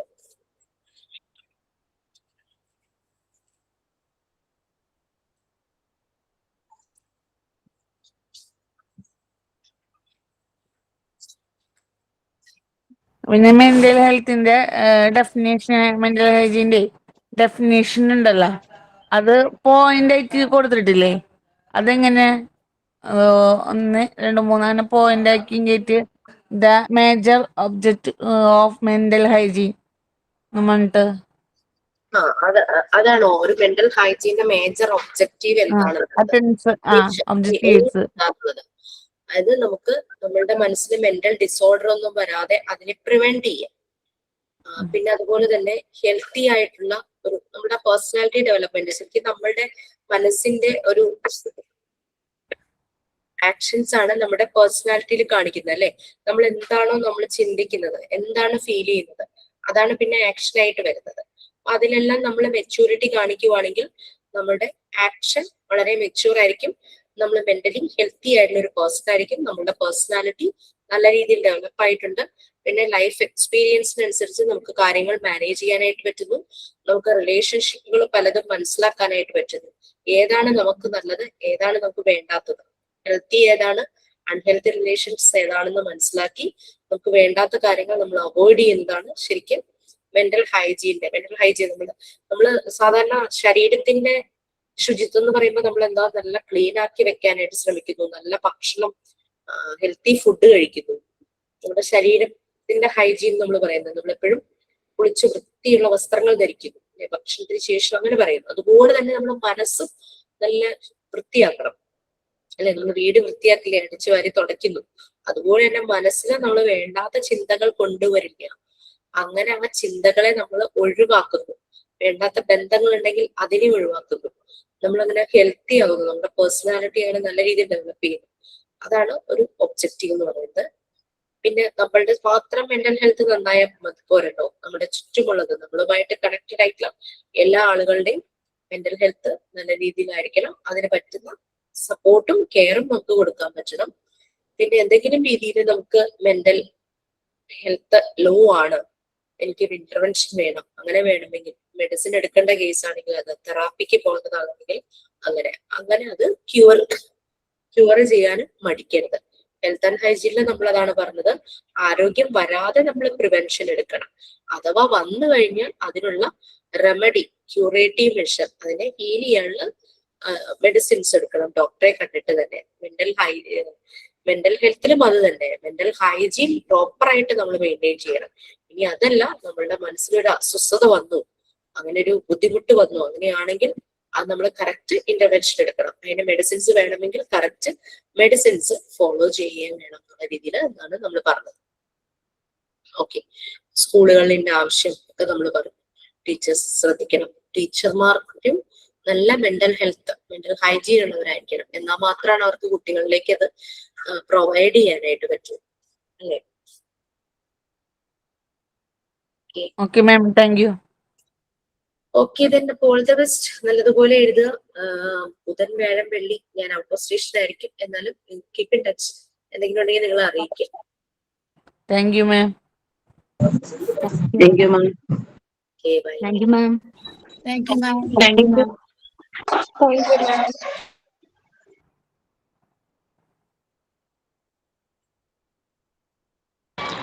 മിസ് ഒരു കാര്യം പറഞ്ഞോട്ടെ മിസ്? പറയൂ. മിസ് 7th ചാപ്റ്റർ എടുത്തപ്പോ മോണ്ടിസോറി എൻവയോൺമെന്റ് എടുത്തപ്പോ ശരിക്കും ഒരു മോണ്ടിസോറി സ്കൂൾ തുടങ്ങാനുള്ള ഒരു ആഗ്രഹം മനസ്സിൽ തോന്നി. കാരണം കുട്ടികൾക്ക് എന്ന് വെച്ചാൽ നമുക്ക് ഒരുപാട് ഫെസിലിറ്റികൾ കൊടുക്കാൻ പറ്റില്ല, അവരുടെ പല കഴിവുകളും പുറത്ത് കൊണ്ടുവരാന് ഒരു മോണ്ടിസോറി എൻവയോൺമെന്റ് എപ്പോഴും നല്ലതാണ്. അപ്പൊ ആ ഒരു വർക്ക് കൊടുക്കാനും ഒക്കെ ഞാൻ ചിന്തിച്ചു. പിന്നെ സ്കൂളിൽ പ്രാക്ടീസിന് പോയ സമയത്തും പല കുട്ടികൾക്കും പെൻസിൽ പിടിക്കാൻ പോലും അറിയില്ലാത്ത കുട്ടികളുണ്ട്. പലർക്കും എല്ലാവരും ഒരേ എബിലിറ്റി അല്ലല്ലോ. അപ്പൊ ഈ മോണ്ടിസോറി ഒരു ഇത് കിട്ടുകയാണെങ്കിൽ അവരെല്ലാം ഉയർത്തിക്കൊണ്ടുവരാൻ പറ്റും എന്നൊക്കെ ഞാനിങ്ങനെ ചിന്തിക്കുകയാണ്. ക്ലാസ് കണ്ട സമയത്ത് ക്ലാസ് എത്തിക്കാൻ പറ്റിയില്ല എനിക്ക്. ഇങ്ങനൊരു സ്കൂൾ തുടങ്ങിയിരുന്നെങ്കിൽ എന്തെങ്കിലും ചിന്തയില്ലായിരുന്നു ഇങ്ങനെ പോയത് മൊത്തം. ഭയങ്കര ആഗ്രഹം തോന്നി മോണ്ടിസോറി മെത്തേഡിനോടും ഭയങ്കര ഇഷ്ടം തോന്നി. ചെറിയ ചെറിയ സ്റ്റെപ്സ് എടുത്തതൊന്ന് തുടങ്ങും, നല്ലത് തന്നെയാണ്. കാരണം ഇപ്പൊ നല്ലൊരു പോപ്പുലർ ആയിട്ടുള്ള ഒരു കാര്യം തന്നെയാണ്. പിന്നെ നമ്മൾ തുടങ്ങുന്ന ഏരിയ എല്ലാം നമ്മൾ നോക്കണം, അതൊക്കെ ഉള്ളൂ. നമ്മൾക്ക് അതിന് വേണ്ടിയിട്ട് ഇൻവെസ്റ്റ് ചെയ്യാൻ എങ്ങനെയാണ് പറ്റുക, അങ്ങനെ പല രീതിയിലും കുടുംബശ്രീ എന്നൊക്കെ ലോൺ അങ്ങനെയൊക്കെ ഉണ്ടെന്നൊക്കെ തോന്നുന്നു. അത് നല്ലൊരു കാര്യം തന്നെയാണ്. തുടങ്ങാൻ പറ്റൊന്നുമില്ല, എന്നാലും ചുമ്മാ ആഗ്രഹിച്ചോന്നുള്ളൂ. തുടങ്ങാനൊന്നും ആഗ്രഹം പറ്റുന്നില്ല. നടക്കട്ടെ സുറുമി, ആഗ്രഹം നടക്കട്ടെ. നല്ലൊരു താങ്ക് യു മിസ്. ബ്ലോക്കിങ്സ് ഒക്കെ മാറി തടസ്സങ്ങളൊക്കെ മാറ്റി ആഗ്രഹം സഫലമാകട്ടെ. All the best.